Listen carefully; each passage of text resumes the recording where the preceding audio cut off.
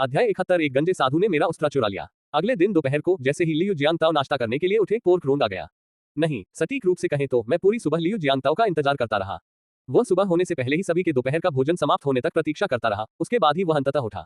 यदि इस आदमी की हल्की खर्राटें न आती तो पोर्क विंग को लगता कि वह पहले ही बाहर जा चुका है। आप बहुत ज्यादा सो सकते हैं। ज्यादातर लोग अगर दोपहर तक सोते हैं तो पहले से ही आलसी होते हैं, लेकिन आप तो ऐसे हैं जो अंधेरा होने तक सोने की सोच रहे हैं। किसी कारण से लियू जियांगताओ से मिलने के बाद से झू रोरो को ऐसा महसूस हुआ कि वह तुरंत ही शिकायत करने वाला व्यक्ति बन गया है। ओह, रोंगरोग यहाँ है। इस विनम्र ताओवादी पुजारी के लिए सुअर का मांस ला रहा है। ओह, तुम्हारा सुअर कहाँ है? क्या तुमने उसे भून कर खाया? बहुत खूब, आप ही हैं जो इसे ग्रिल करते हैं। आपका पूरा परिवार इसे ग्रिल करता है। रुको, इस आदमी ने वास्तव में इसे कल भून कर खाया था और इसकी खुशबू बहुत अच्छी थी। लेकिन मास्टर ने मुझे वहां आने नहीं दिया, अन्यथा मेरे प्रिय रोंगरोग को इसका स्वाद मिल जाता। अरे, मैं अभी भी अपने आप को दा रोंगरोग क्यों कह रहा हूँ? बीमार। झू रोरो के लगातार बदलते हाव भाव को देखकर लियू जियांगताओ आश्चर्यचकित रह गया। इस आदमी ने यह अद्भुत कौशल कब हासिल किया? ये फिल्म में नहीं दिखा। रोंग रोंग, आपने चेहरा बदलना कब सीखा?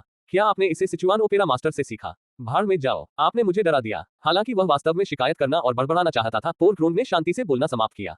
मेरे मालिक ने मुझे कहा है कि मैं तुम्हें बता दूं कि अब से तुम बाओजिलिन में खाना खा सकते हो। हाँ, कितना अच्छा, मैं ये कैसे स्वीकार कर सकता हूँ? हाँ हाँ हाँ। जैसे ही उसने ये कहा, लियू जियांगताओ ने चतुराई से दरवाजा बंद कर दिया और ताला लगा दिया, फिर बाओजिलिन की ओर बढ़ गया। लियू जियांगताओ को सीधे बाओजिलिन की ओर चलते देख पोर्क रोंग के होंठ फड़क उठे।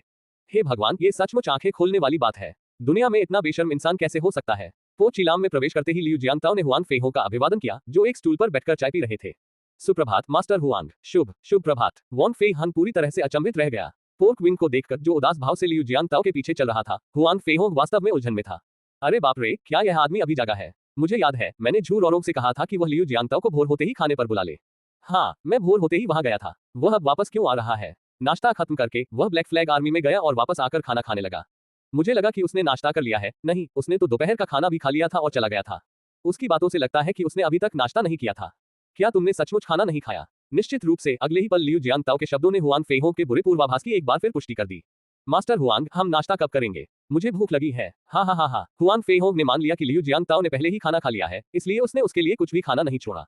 काय करते, क्या श्री लियू पहले थोड़ा पानी पीना चाहेंगे? हुआंग फेहो ने अपने होंठ हिलाते हुए सुझाव दिया। पानी पिए। हाँ, सुबह खाली पेट पानी पीना शरीर से विषाक्त पदार्थों को बाहर निकालने के लिए अच्छा है और सुंदरता व स्वास्थ्य के लिए एक अनमोल खजाना है।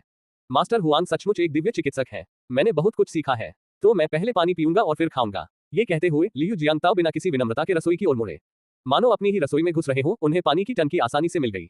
साफ पानी से भरी टंकी को देखकर लियू जियांगताओ ने आदतन 3 बड़े बड़े करछूल पानी पी लिया। हुआंग फेहो, जो पीछे से करीब से आ रहा था, ने अपने मुंह के कोने को हिलाया। ये वास्तव में आप थे? कल रात निश्चित रूप से आप ही थे। टूथपिक सू ने पानी की टंकी के किनारे की सावधानीपूर्वक जांच की और पिछली रात टंकी में पानी को याद किया, इससे पहले कि उसे अचानक एहसास हुआ कि क्या हुआ था। पता चला कि गुरु ने लियू जियांगताओ को रात के खाने पर सिर्फ ये देखने के लिए आमंत्रित किया था कि वह कितना पानी पीता है। मास्टर तो मास्टर है ही, उसने कल रात के हत्यारे के बारे में इसी तरीके से पता लगाया। टूथब्रश सू ने सचमुच वॉन्ग फी हन की इतनी प्रशंसा की कि वह साष्टांग प्रणाम करने लगा। बेशक अगर लियू जियांगताओ को पता होता कि टूथपिक सू कल रात इस क्षण से उसके स्थान का अनुमान लगा सकता है कि उसने कितना पानी पिया था, तो वह निश्चित रूप से चिल्लाता। अरे, इस सू लड़के का दिमाग खराब हो गया है। बिल्कुल खराब। एक सामान्य व्यक्ति के दिमाग में ऐसे विचार कैसे आ सकते हैं? लियू जियांगताओ को इसकी जानकारी नहीं थी, इसलिए उन्होंने शिकायत नहीं की। दंतविहीन सू, जल्दी करो और मिस्टर लियू के लिए नाश्ता तैयार करो।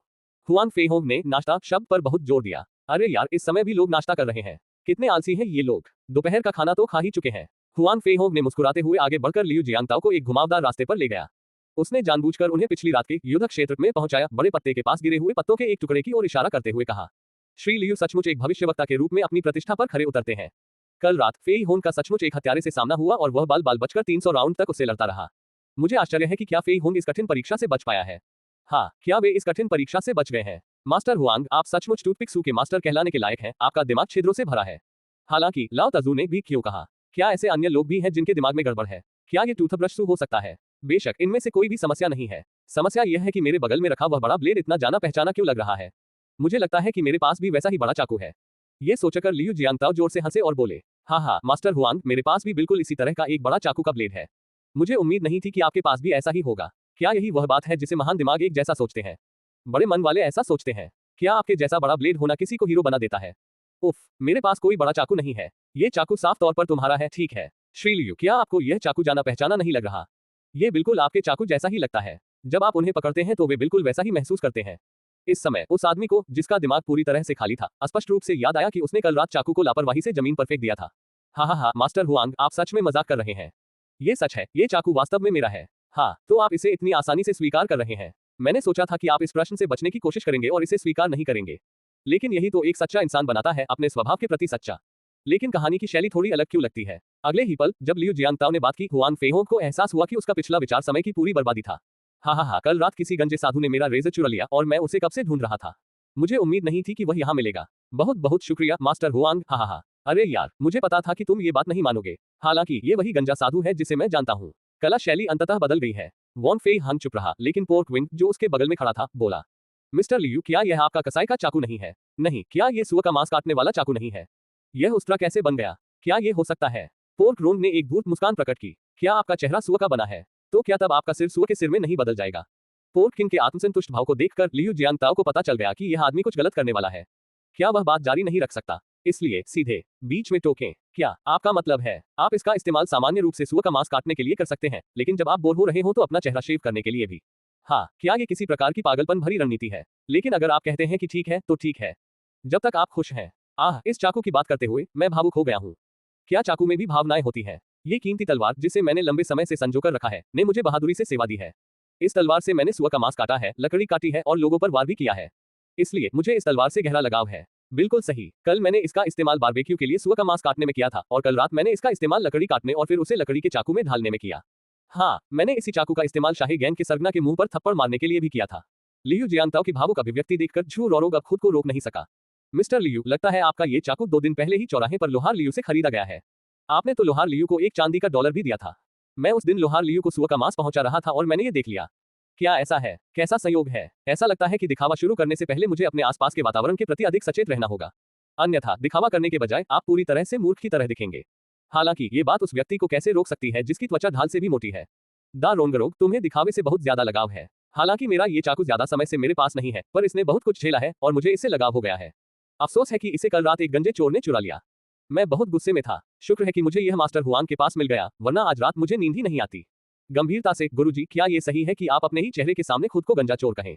इस समय याचासू ने लियू जियांगताओ के भिक्षु के वस्त्र की ओर इशारा किया और हकलाते हुए कहा, श्री लियू, आपने जो पहना है, क्या वह एक भिक्षु का चोगा नहीं है? हाँ, क्या मैं साधु का वेश धारण कर रहा हूँ? लियू जियांगताओ ने अपने कपड़ों पर नजर डाली और सोचा, अरे ये वास्तव में एक भिक्षु का वस्त्र है।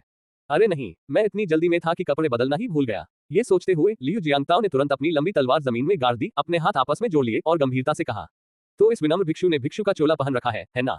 ठीक है, आज यह विनम्र भिक्षु बन गया है। बस उस समय को भूल जाइए जब मैंने खुद को ताओवादी पुजारी कहा था। खैर, अगर आप भूल भी नहीं पा रहे हैं तो अपनी स्मृति में ताओवादी पुजारी की जगह भिक्षु लिख लीजिए। हे भगवान, बूम, आकाश में धीमी गड़गड़ाहट गूंज उठी। 45 डिग्री के कोण पर आकाश की ओर देखते हुए लियू जियांगताओ ने एक पल के लिए सोचा और फिर कहा, लगता है स्वर्ग भी इस विनम्र भिक्षु की बुद्धि से ईर्ष्या कर रहा है। ओह, मी टोफू, जिनके पास महान बुद्धि है वे सचमुच उत्कृष्ट हैं। टूथब्रशसू, पोर्क रोंग, वॉन फेई हंग, दुनिया में ऐसे बेशर्म लोग कैसे हो सकते हैं? भ्रमित गुरु और उनके 3 शिष्यों की उपेक्षा करते हुए लियू जियांगताओ ने अपनी लंबी तलवार निकाली और आह भरते हुए कहा, मैंने कभी सोचा भी नहीं था कि दुनिया में इस विनम्र साधु जैसा कोई बुद्धिमान व्यक्ति होगा जो कई अन्य तलवारों के बीच इस असाधारण तलवार की खोज कर सकता है। मैं सचमुच इस सुंदर, सुरुचिपूर्ण और सर्वप्रिय साधु से मिलने की आशा करता हूँ। काश दुनिया में इस विनम्र साधु जैसे नायक कम ही होते। ओह, मी टोफू, बोलते समय लियू जियांगताओ के चेहरे पर लालसा की अभिव्यक्ति थी, मानो वह चाहता हो कि काश वह ऐसे वीर व्यक्ति से मिल पाता। अध्याय 72, अच्छा नाश्ता करें, बहुत ज्यादा नहीं। लियू जियांगताओ के भावुक चेहरे को देखकर उन तीनों को एक बार फिर वह वाक्यांश याद आया। दुनिया में ऐसे बेशर्म लोग कैसे हो सकते हैं? ये देखकर कि लियू जियांगताओ कुछ और कहना चाहते थे, पोर्क रोंग पहले बोले, मास्टर, मैं मिस्टर लियू के लिए नाश्ता तैयार करने जा रहा हूँ। जब नाश्ते की बात आई तो रोंग ने सुअर के मांस का एक विशेष रूप से जोरदार निवाला खाया। मास्टर, मैं भी चलूंगा। ऐसा कहने के बाद टूथब्रश भी पोर्क रोंग के साथ भाग गया और हुआंग फेइहोंग को लियू जियांगताओ के साथ अकेला छोड़ दिया। अपने 2 शिष्यों को अपने पद छोड़ते देख वॉन फेई हंग की आंखों में आंसू आ गए। ऐसी भूमिका होना सचमुच अवाक करने वाली बात है। मैं बहुत थक गया हूँ, मुझे आंटी तेरह की बहुत याद आती है। टूथपिक सू और पोर्क रोंग ने झटपट नाश्ता तैयार कर लिया। जल्द ही सुअर के सिर के मांस से भरी एक बड़ी प्लेट, सुअर की आंतों से भरी एक बड़ी प्लेट, उबले हुए सुअर के मांस से भरी एक बड़ी प्लेट, सुअर की हड्डियों के सूप से भरी एक बड़ी कटोरी और चावल से भरी एक बड़ी बाल्टी मेज पर आ गई। मेज पर रखे खाने को देखते हुए वॉन फेई हंग ने एक बार फिर आह भरी। क्या श्री लियू के लिए अकेले खाने के लिए पर्याप्त भोजन है? भले ही यह आप ही हो, पोर्क रोंग नहीं। एक पोर्क रोंग निश्चित रूप से इसे खत्म नहीं कर सकता। इसे खत्म करने के लिए आपको कम से कम 5 पोर्क रोंग की आवश्यकता होगी। आत्मसंतुष्ट दिखने वाले पोर्क विंग और उत्साहित लाल टूथपिक सू को देखते हुए वॉन फेई हंग ने एक बार फिर आह भरी। मैं बहुत थक गया हूँ, मैं बस उन दोनों को मारना चाहता हूँ। मुझे आश्चर्य है कि क्या अपने ही प्रशिक्षु को मारने से आंटी तेरह की नजरों में मेरी सुंदर और आकर्षक छवि पर कोई असर पड़ेगा। यद्यपि हुआंग फेइहोंग बहुत भावुक हो गए थे, फिर भी वे बाह्य रूप से बहुत विनम्र बने रहे। श्री लियू, कृपया नाश्ता कर लीजिए। ठीक है, इस आदमी का नाश्ता बहुत अच्छा चिकना था। मैंने पहले कभी इतना चिकना खाना नहीं खाया था, नाश्ते की तो बात ही छोड़िए। ऐसी स्थिति में यह विनम्र भिक्षु कोई औपचारिकता नहीं निभाएगा। ओह ऊपर बुद्ध, यह विनम्र भिक्षु भोजन करने वाला है। बोलते बोलते लियू जियांताओ ने अपनी चॉपस्टिक से चर्बीदार आंत का एक टुकड़ा उठाया और मुंह में डाल लिया। उसने उसे चबाया और सोचा, हम बिल्कुल भी बुरा नहीं है, कम से कम यह मेरे बनाए खाने से तो कहीं बेहतर है। ये सही है, यह आदमी तले हुए अंडों को छोड़कर कभी भी कुछ भी ठीक से नहीं पकाता है, क्योंकि यह व्यक्ति जो अंडे तलता है वे हमेशा जले हुए और कड़वे होते हैं, वह सही तीखापन नहीं बना पाता। हालांकि दुनिया में एक और भोजन है जिसे इंस्टेंट नूडल्स कहा जाता है और किसी का उबला हुआ पानी वास्तव में अच्छा है, इसलिए दुनिया में एक और व्यक्ति है। एक निश्चित कचरा संग्रहण प्रणाली को केवल एक और होस्ट प्राप्त हुआ है। बेशक जो आदमी खाना खा रहा था, जो एक महिला की तरह दिख रहा था, उसे इस बात का कोई अंदाजा नहीं था कि उसके पास एक प्रणाली है, और ये तो दूर की बात है कि उसे 2 काम पूरे करने हैं। लियू जियांताओ को अपना खाना झपटते देख हुआन फीहोन के होंठ फड़क उठे। इस बार वह हंसना नहीं चाहता था, बल्कि दुविधा में था। गुरुदेव, क्या आपके लिए साधु वेश धारण करके मांस खाना उचित है? क्या तुम्हें सचमुच डर नहीं है कि बुद्ध तुम्हें मार डालेंगे? यद्यपि आपके पास शक्तिशाली समर्थक हैं, आपका समर्थक युवानशी तियानजुन है, लेकिन इस बार यह बुद्ध था जिसने आपको मार डाला। भोजन को इतनी जल्दी खाया जाता देख पोर्क रोन, जिसने अभी तक नाश्ता या दोपहर का भोजन नहीं किया था, अब और शांत नहीं बैठ सका और बोल पड़ा, मालिक, क्या आपके लिए इतना मांस खाना सचमुच ठीक है? ये सही है, हुआन फेहो भी एकमात्र व्यक्ति नहीं था जिसके पास यही विचार था, पोर्क विंग भी था। बेशक टूथब्रश कोई अपवाद नहीं है, कोई तुम्हें मार देगा। हालांकि उसने जोर से नहीं कहा, याचासु को लगा कि लियू जियांताओ को समझा जाना चाहिए। भले ही तुम एक नकली साधु हो, फिर भी तुम साधु ही हो। अगर तुम इस तरह मांस खाओगे तो क्या बुद्ध तुम्हें मार नहीं डालेंगे? फिर टूथपिक निराश हो गई। मुझे मारने की हिम्मत किसमें है? क्या वे नहीं जानते कि मेरे समर्थक कौन है? हाँ, हम सभी जानते हैं कि युवानशी तियानजुन आपके समर्थक हैं। आपने कल भी यह बात कही थी। वाह, युवानशी तियानजुन तुम्हारा समर्थक नहीं है। तुम कल युवानशी तियानजुन के साथ गंदगी जैसा व्यवहार कर रहे थे। मेरे समर्थक बुद्ध हैं। जो कोई मुझे मारने की हिम्मत करता है, क्या उसे यह डर नहीं लगता कि बुद्ध बदले में उसे मार देंगे? अरे बाप रे! सभी को लियू जियांताओ की बेशर्मी की नई समझ मिली। विशेष रूप से टूथब्रश, यह आदमी इतना भून गया था कि वह रोना चाहता था। मैं ये कहना चाह रहा हूँ कि यह स्वयं बुद्ध है जो तुम्हें मारना चाहते हैं, ठीक है? क्या आपके लिए बुद्ध के बारे में इस तरह मजाक करना सही है? जब वे तीनों अभी भी बहस कर रहे थे, चावल की पूरी बाल्टी पूरी तरह से खाली हो गई। बेशक साफ किए गए बर्तनों के साथ सुअर के सिर के मांस की एक बड़ी प्लेट, सुअर की आंतों की एक बड़ी प्लेट और उबले हुए सुअर के मांस की एक बड़ी प्लेट भी थी। वाह, ये खाना बहुत स्वादिष्ट है। उफ, आखिरकार खाना खत्म हो ही गया। शुक्र है मेरे रोंगरों के लिए एक कटोरी हड्डी का शोरबा छोड़ गए। अगर आपने कटोरी से सूप पिया भी होता तो कम से कम थोड़ा शोरबा तो बच ही जाता, है ना? अगले ही पल पोर्क विंग हक्का बक्का रह गया, क्योंकि उस व्यक्ति ने कटोरे का इस्तेमाल ही नहीं किया था, बल्कि सीधे बेसिन उठाया और उसके मुंह में डाल दिया। जी हाँ, आपने सही पढ़ा, ये शब्द है डव डव। हुश हुश हुश। सुअरों को खिलाने जैसा, ये तो देवताओं द्वारा सूप पीने जैसा है। हड्डियों के शोरबे का पूरा बर्तन ऐसे ही गायब हो गया। एक भी बूंद नहीं बची। पोर्क किंग आंसू के कगार पर था, लेकिन कटोरे में बड़ी बड़ी हड्डियां देखकर पोर्क रोन चौंक गया। यकीनन वह नकली साधु लियू जियांताओ भी हड्डियां नहीं खाएगा। अगर यह आदमी हड्डियां भी खा ले तो वह इसे स्वीकार कर लेगा। बेशक लियू जियांताओ हड्डियां नहीं खाएंगे, लेकिन वह अस्थि मज्जा खाएंगे। इस आदमी को इस बात की परवाह नहीं थी कि उसने शौचालय का उपयोग करने के बाद अपने हाथ नहीं धोए थे। उसने बस एक हड्डी उठाई और उसे तोड़ना शुरू कर दिया। चूहे की तरह उसने हड्डी को कुतर कुतर कर चबाया, फिर अपने गुलदाउदी जैसे मुंह से घूंट भरते हुए मज्जा का एक टुकड़ा गायब कर दिया। एक और घूंट के साथ एक अस्थि मज्जा निगल लिया गया। एक और घूंट के साथ केवल हड्डी के टुकड़े बचे। पोर्क रोंग ने 45 डिग्री के कोण पर आसमान की ओर देखा, उसकी आंखों में आंसू आ गए। हे भगवान, मुझे मार डालो। इस दुनिया में इतना बेशर्म इंसान कैसे हो सकता है? किसी और के घर खाना खा रहे हैं और उन्होंने अस्थि मज्जा भी नहीं छोड़ी। आह, आखिरकार हमने खाना खा लिया। लियू जियांताओ ने संतोष के साथ अपने भिक्षु के वस्त्र से अपने चिकने होंठ पोंछे। लियू जियांताओ की बेलगाम हरकतों को देखकर हुआन फेहो के होंठ फिर से फड़क उठे। उसने महसूस किया कि पिछले कुछ दिनों में उसका मुंह इतना अधिक हिल रहा था जितना उसने अपने पूरे जीवन में कभी नहीं हिलाया था। क्या इसलिए कि उसका सामना एक चोर साधु से हुआ था, उसका मुंह इतना हिल रहा था? चूंकि श्री लियू ने भरपेट खा लिया है। इससे पहले कि हुआन फेहो बोलना समाप्त कर पाता, लियू जियांताओ अचानक उलझन में पड़ गया। पूरा से क्या मतलब है? हाँ, क्या तुम अब भी भूखे हो? टूथपिक ने सीधे कहा। तुमने कहा कि तुमने खाया। अच्छा खाया है ना? हाँ, मैंने खा लिया है। मैंने खाना खत्म कर लिया है, लेकिन अभी मेरा पेट नहीं भरा है। मेरा पेट अभी भरा नहीं है। किसी ने बेशर्मी से टूथब्रश की आवाज की नकल की। अरे बाप रे, मैं अभी भी भूखा हूँ। मैं अभी भी भरा नहीं हूँ। ये 5 पोर्क बेली व्यंजनों के लिए पर्याप्त है। टूथपिक ने 45 डिग्री के कोण पर आसमान की ओर देखा। वह रोना चाहती थी, लेकिन आंसू नहीं बहा पा रही थी। हुआन फेहोंग ने अपना मुंह खोला और कहना चाहा कि जब ऐसी बात है तो चलो कुछ और खाते हैं, लेकिन वह वास्तव में ऐसा नहीं कह सका। मैं इतना थक गया हूं कि मैं बस 45 डिग्री के कोण पर आसमान की ओर देखना चाहता हूं। लेकिन वह ऐसा नहीं कर सकता। अगर वह भी ऐसा करेगा तो माहौल अजीब हो जाएगा। जैसे ही वॉन फे हंग लियू जियांताओ को देख रहा था, उसने देखा कि एक चोर भिक्षु धीरे धीरे अपना सिर उठाता है और फिर 45 डिग्री के कोण पर आकाश की ओर देखता है। आप ऐसा कैसे कर सकते हैं? यदि आप ऐसा करेंगे तो क्या मैं सचमुच अजीब नहीं दिखूंगा? जैसे ही हुआन फेहोंग इस बात पर विचार कर रहे थे कि क्या उन्हें भी 45 डिग्री के कोण पर आकाश की ओर देखना चाहिए, लियू जियांताओ बोल पड़े। कन्फ्यूशियस ने कहा था, नाश्ता अच्छा करो, दोपहर का भोजन पूरा खाओ और रात का भोजन हल्का खाओ। मैं हमेशा इस कहावत से सहमत रहा हूं, इसलिए मैं हमेशा नाश्ते में केवल आधा पेट ही खाता हूं। हाँ, कन्फ्यूशियस ने ये कब कहा? मैं, हुआन फेहोंग ने उसके बारे में कभी क्यों नहीं सुना? और हाँ, तुमने इतना खा लिया, ये तो 5 पोर्क बेली डम्पलिंग के बराबर है। क्या तुम सच में सिर्फ आधा पेट ही खा रहे हो? मैं इतना थक गया हूं कि मैं बस 45 डिग्री के कोण पर आसमान की ओर देखना चाहता हूं। उदास आकाश को देखते हुए वॉन फेई हंग को एहसास हुआ कि वह वास्तव में आकाश को 45 डिग्री के कोण पर देख रहा था। वॉन फेई हंग, मुझे उम्मीद नहीं थी कि इस कोण से आकाश का दृश्य इतना अच्छा होगा। पोर्क रोंग, हाँ, घूमते काले बादलों को देखकर आने वाले तूफान का शानदार एहसास होता है। टूथब्रश, बारिश, बारिश, बारिश। सदियों तक बारिश होती रही, लेकिन ग्याचासु एक भी बूंद नहीं गिरा पाया। फिर लियू जियांगताओ ने धीरे से बोलना शुरू किया, ये जानते हुए कि बारिश जल्द ही आने वाली है, क्या आप कपड़े धोने नहीं जा रहे हैं? हाँ, कपड़े धोने का समय हो गया है। पोर्क रोंग ने तुरंत नीचे देखा तो पाया कि टूथपिक सू पहले ही खत्म हो चुका था। टूथपिक सू को बंदर से भी तेज दौड़ते देख पोर्क रोंग ने कुछ बुदबुदाया, इतनी तेजी से दौड़कर क्या तुम सोना लूट रहे हो? फिर वह भी भाग गया, टूथपिक सू से भी तेज। अपने दो शिष्यों को दूर भागते देख वॉन फेई हंग दुविधा में पड़ गया। क्या उसे उन्हें मार देना चाहिए और उनकी जगह दो धीमे शिष्यों को खेल के लिए रख देना चाहिए? मैं नहीं जानता कि इससे आंटी तेरह की नजरों में मेरी सुंदर और आकर्षक छवि पर कोई असर पड़ेगा या नहीं। तेरहवीं चाची के बारे में सोचते हुए वॉन फेई हंग को लगा कि उसका गुस्सा काफी कम हो गया है, लेकिन वह अभी भी कुछ कहना चाहता था। मैं बहुत थक गया हूँ, मैं सचमुच उन दो प्रशिक्षुओं को मार डालना चाहता हूँ। जैसे ही हुआंग फेहोंग लियू जियांगताओ के साथ बातचीत जारी रखने के लिए एक विषय खोजने वाला था, उसने पाया कि कोई पहले से ही भाग गया था, पोर्क विंग से भी तेज दौड़ रहा था। ये देखकर वॉन फेई हंग ने महसूस किया कि उसके लिए 45 डिग्री के कोण पर आकाश की ओर देखने की मुद्रा बनाए रखना बेहतर होगा। उफ, मैं बहुत थक गया हूँ। मैं बस इन 3 कमीनों को मार डालना चाहता हूँ। ओह ठीक है, मैं महत्वपूर्ण बात भूल गया। आज हमारा मकसद इस आदमी के साथ खाना खाना नहीं, बल्कि उसे अपने ग्रुप में शामिल करना है। अरे, आखिर उसे अपने ग्रुप में शामिल करने की क्या जरूरत है? कल मैंने इस आदमी के हुनर आजमाए। हालांकि ये सिर्फ तलवारबाजी थी, लेकिन इस तरह की तलवारबाजी युद्ध के मैदान में इस्तेमाल के लिए एकदम सही है। यद्यपि उनकी हन कुएन शैली उनकी तलवारबाजी से कहीं बेहतर थी, फिर भी आप सैनिकों से यह अपेक्षा नहीं कर सकते कि वे युद्ध के मैदान में अपनी मुट्ठियों से दूसरों की तलवारों और भालों का मुकाबला करें।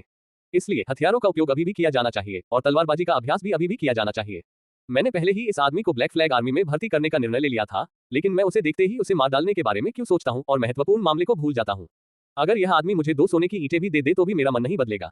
क्या यह आदमी सचमुच पिटाई के लायक है? नहीं, मुझे जाकर लॉर्ड लियू से इस विषय पर चर्चा करनी होगी। छप छप, हे भगवान, बारिश हो रही है। हुआंग फीहोंग अपना छाता लेकर बाहर गया। उसने उस फोटो स्टूडियो पर नजर डाली जो बंद हो रहा था और जिस पर बंद का बोर्ड लगा था। तभी हुआंग फीहोंग को एहसास हुआ कि यह आदमी एक फोटोग्राफर था। यह इतने लंबे समय से खुला है और किसी ने भी इसकी तस्वीर नहीं ली है। लेकिन मैं शाही गैंग से कुछ चांदी के सिक्के चुराने में कामयाब रहा और फिर अपना नाश्ता भी चुरा लिया। क्या इस आदमी की असली पहचान एक फोटोग्राफर नहीं बल्कि एक डाकू हो सकती है? वॉन फेई हंग ने व्यंग्यात्मक मुस्कान के साथ अपना सिर हिलाया। ये कहना ज्यादा सही होगा कि यह आदमी निकम्मा था, हालांकि उसके पास काफी सारे छोटे मोटे धंधे भी थे। बौद्ध, पश्चिमी विश्वासी, ज्योतिषी और डाकू। अध्याय 73। मेरा महान किंग राजवंश बर्बाद हो गया है। 2 दिनों तक हुआंग फेहोंग के घर पर भोजन करने के बाद लियू जियांगताओ को ब्लैक फ्लैग आर्मी के शिविर में आमंत्रित किया गया। हुआंग फेहोंग को देखते हुए, जो अंततः प्लेग से छुटकारा पा चुका था, लियू जियांगताओ ने कड़वाहट से बड़बड़ाया, तो क्या हुआ अगर मैं 2 दिन तक आपके घर खाना खाऊं? मैंने कभी भी पूरा नाश्ता नहीं किया, और हाँ, दोपहर के भोजन में भी मैंने लगभग 80% पेट भरकर खाना खाया, जो कि शाम 6 या 7 बजे के आसपास हुआ। फिर भी हुआंग फेहोंग का मुंह खाते समय हिल रहा था। आपने नाश्ते में 5 पोर्क रोन के बराबर चावल खाया, जबकि आपका पेट केवल 50% भरा था। ओह, मेरा मतलब है कि आपने दोपहर के भोजन में उतना ही चावल खाया, जबकि आपका पेट केवल 80% भरा था। क्या तुम सुअर हो, या फिर ऐसा है कि आपको गणित किसी शारीरिक शिक्षा शिक्षक द्वारा पढ़ाया गया था? वैसे भी हुआंग फेहोंग को लियू जियांगताओ बिल्कुल पसंद नहीं है। वह आदमी बिल्कुल घृणित है। हालांकि वह लियू जियांगताओ को ब्लैक फ्लैग आर्मी के शिविर में लाने में कामयाब रहे, और एडमिरल लियू के पास इस निकम्मे को खिलाने के लिए पर्याप्त धन और रसद होनी चाहिए। यद्यपि लियू जियांगताओ के पास अंडरवर्ल्ड में कोई आधिकारिक पद या प्रतिष्ठा नहीं थी, फिर भी लियू योनफू ने उन्हें बहुत महत्व दिया, क्योंकि वह एक ऐसे व्यक्ति थे जो कुछ ही शब्दों में आपके भविष्य की भविष्यवाणी कर सकते थे। निश्चित रूप से ये सुनकर कि लियू जियांगताओ आ रहे हैं, लियू योनफू अपने आदमियों के एक समूह को शिविर के प्रवेश द्वार पर प्रतीक्षा करने के लिए ले गया। लेकिन दूर से क्या हुआंग फेहोंग लियू जियांगताओ को नहीं बुला रहा था? वह विदेशी कैसे हो सकता है? नहीं, यह कोई विदेशी शैतान नहीं है, बल्कि पुजारी के वेश में एक विदेशी शैतान है। दरअसल ये लियू जियांगताओ की गलती नहीं है। कल रात ही लियू जियांगताओ को एक पार्सल मिला। ये पार्सल पादरी ने भेजा था। पता चला कि उस दिन लियू जियांगताओ से बातचीत के बाद पादरी को फोशान की भयावहता का गहरा एहसास हुआ, और फिर अगले दिन वे चीन लौट गए। चीन लौटने से पहले पादरी ने अपना नया पादरी का वस्त्र लियू जियांगताओ को दे दिया, जिसे लियू योनफू पादरी का वस्त्र मानते हैं। पुजारी द्वारा भेजे गए कपड़ों को देखकर और फिर पुजारी के पत्र को देखकर लियू जियांगताओ को समझ नहीं आया कि वह हंसे या रोए। अप्रत्याशित रूप से पहला व्यक्ति जिसका भाग्य बदला वह ये पुजारी था। हालांकि किसी का भाग्य बदलना भी बुरा नहीं है, कम से कम ये पुजारी एक अच्छा इंसान है। हालांकि वॉन फेई हंग के बचाव की योजना को जल्दी से शुरू करने की आवश्यकता है, अन्यथा अगर वॉन फेई हंग मारा गया तो ये बुरा होगा। यदि सिस्टम अचानक कोई और छुपा हुआ जुर्माना लगा दे तो शायद मुझे रोने का भी मौका नहीं मिलेगा। स्वयं को ये याद दिलाने के लिए कि पुजारी का निधन हो चुका है, लियू जियांगताओ ने प्रायः पुजारी के कपड़े पहनने का निर्णय लिया ताकि वह स्वयं को याद दिला सके कि उसे अपना मिशन पूरा करना है। मिशन के लिए पुरस्कार काफी अच्छे हैं। एडमिरल लियू, नमस्कार, ईश्वर आपके साथ रहे। हाँ, हालांकि मुझे एहसास हो गया है कि लियू जियांगताओ कोई विदेशी नहीं है, फिर भी वह विदेशी जैसा कैसे है? वैसे क्या लियू जियांगताओ एक नकली साधु और नकली ज्योतिषी नहीं है? वह पुनः पुजारी कैसे बन गया? क्या यह आदमी आज पुजारी बनने की योजना बना रहा है? ये सचमुच बहुत मजेदार है। हाँ, मिस्टर लियू, आप वाकई मजाक करना जानते हैं। आइए मिस्टर लियू, आप एक असाधारण व्यक्ति हैं। कृपया मेरे साथ मिलकर आपको ब्लैक फ्लैग आर्मी का दौरा कराइए। हाँ, लियू जियांगताओ पूरी तरह से अचंभित रह गया। भाई, मैं नहीं कह सकता।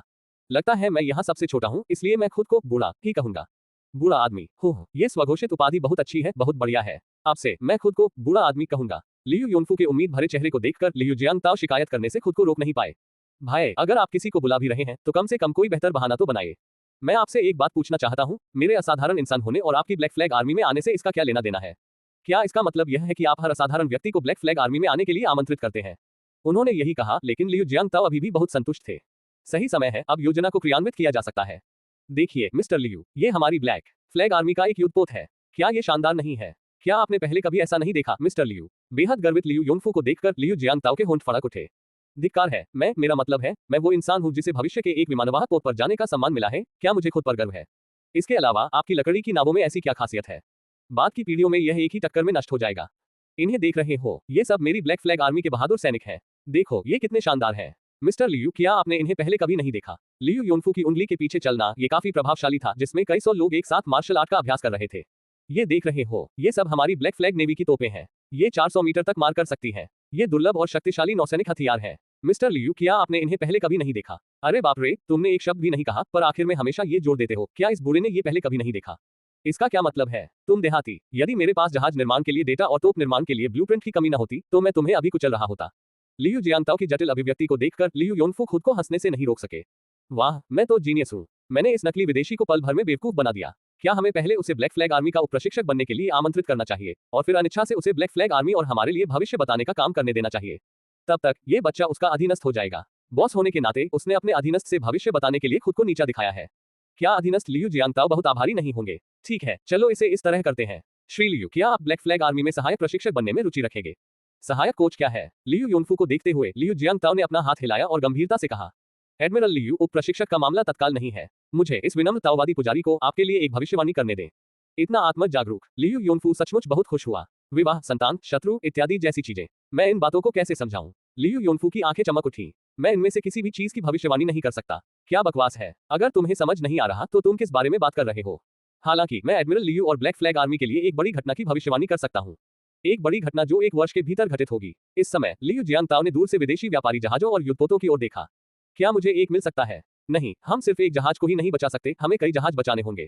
अगर कोई छिपी हुई खोज हो तो क्या होगा? क्या ये बहुत बड़ी अप्रत्याशित उपलब्धि नहीं होगी? श्री लियू, कृपया जारी रखें। लियू जियांगताओ को देखकर जो विचारों में खोए हुए प्रतीत हो रहे थे, लियू योनफू अवाक रह गए। अरे यार, क्या तुम सीधे सीधे नहीं कह सकते? तुम्हें लोगों को सस्पेंस में रखना है। आप सभी धोखेबाज और चालाक लोग हैं। कहो, क्या कहो? हाँ, लियू योनफू अवाक रह गया। क्या आपने अभी मेरे और ब्लैक फ्लैग आर्मी के बारे में कुछ महत्वपूर्ण बात नहीं कही? आप मुझसे ये क्यों पूछ रहे हैं कि मैं क्या कहना चाहता हूँ? यदि मैं आपसे कहूँ कि मेरी ब्लैक फ्लैग आर्मी अजेय है और शीघ्र ही पूरे विश्व पर छा जाएगी, तो क्या आप ऐसा कहेंगे? ओह, आपके और ब्लैक फ्लैग आर्मी के बारे में ये वास्तव में कोई गंभीर बात नहीं है। कुछ जहाज कैसे प्राप्त किए जाएं, इस पर विचार करते हुए लियू जियांगताओ ने सहजता से कहा। अर्थात 1 वर्ष के भीतर नहीं, सटीक रूप से कहें तो 11 महीने के बाद 1 वर्ष के भीतर आप ब्लैक फ्लैग आर्मी के एक हिस्से के साथ फोशान छोड़ देंगे और शेष ब्लैक फ्लैग आर्मी और मिलिशिया को मौके पर ही भंग कर दिया जाएगा। झींगा, यह कोई बड़ी बात नहीं है। अगर यह बड़ी बात नहीं है तो फिर क्या है? जैसे जैसे उसकी अभिव्यक्ति धीरे धीरे कठोर होती गई और उसकी आंखें सुनहरी रोशनी से चमकने लगी, वॉन्ग फेई हंग 45 डिग्री के कोण पर आकाश की ओर देखने से खुद को रोक नहीं सका। मैं बहुत थक गया हूँ। मैं सचमुच इस नकली साधु को नहीं, इस नकली विदेशी शैतान को नहीं देखना चाहता। श्री लियू, कृपया। इससे पहले कि लियू योनफू अपनी बात पूरी कर पाता, लियू जियांगताओ ने उसे एक तरफ खींच लिया और बेपरवाही से कहा, तो आप फोशान छोड़कर अन्नाम जा रहे हैं? कोई बड़ी बात नहीं मेरे एडमिरल। जब तक आपकी सेनाएं मजबूत हैं तब तक क्या फर्क पड़ता है कि आप अन्नाम में हैं या दुनिया के दूसरी तरफ? हम सीधे हमला कर सकते हैं। हाँ, क्या ये किसी प्रकार की पागलपन भरी रणनीति है? अगर मैं इतना ताकतवर हूं तो तुम मुझ पर सीधे हमला क्यों नहीं करते? हालांकि एडमिरल लियू एक आधिकारिक व्यक्ति होने के नाते अभी भी कुछ चिंतित थे। लेकिन महाराज, इससे पहले कि लियू योनफू अपनी बात पूरी कर पाते, लियू जियांगताओ अधीर हो गए और बोले, क्या बकवास है? क्या तुम कभी रुकोगे? आखिर महारानी डोवागर क्या है? हो, महारानी डोवागर। हाँ, अब किंग राजवंश का अंतिम समय है और वह बूढ़ी औरत अभी भी शाही दरबार में बैठी है।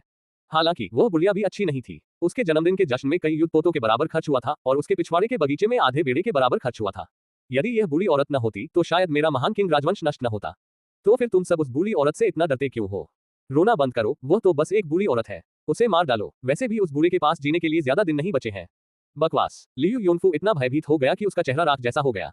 यदि लियू योनफू को यह पता न होता कि उसके आसपास के सभी लोग उसके अपने ही हैं, तो वह उन्हें चुप कराने के लिए उनकी हत्या करने पर भी विचार करता।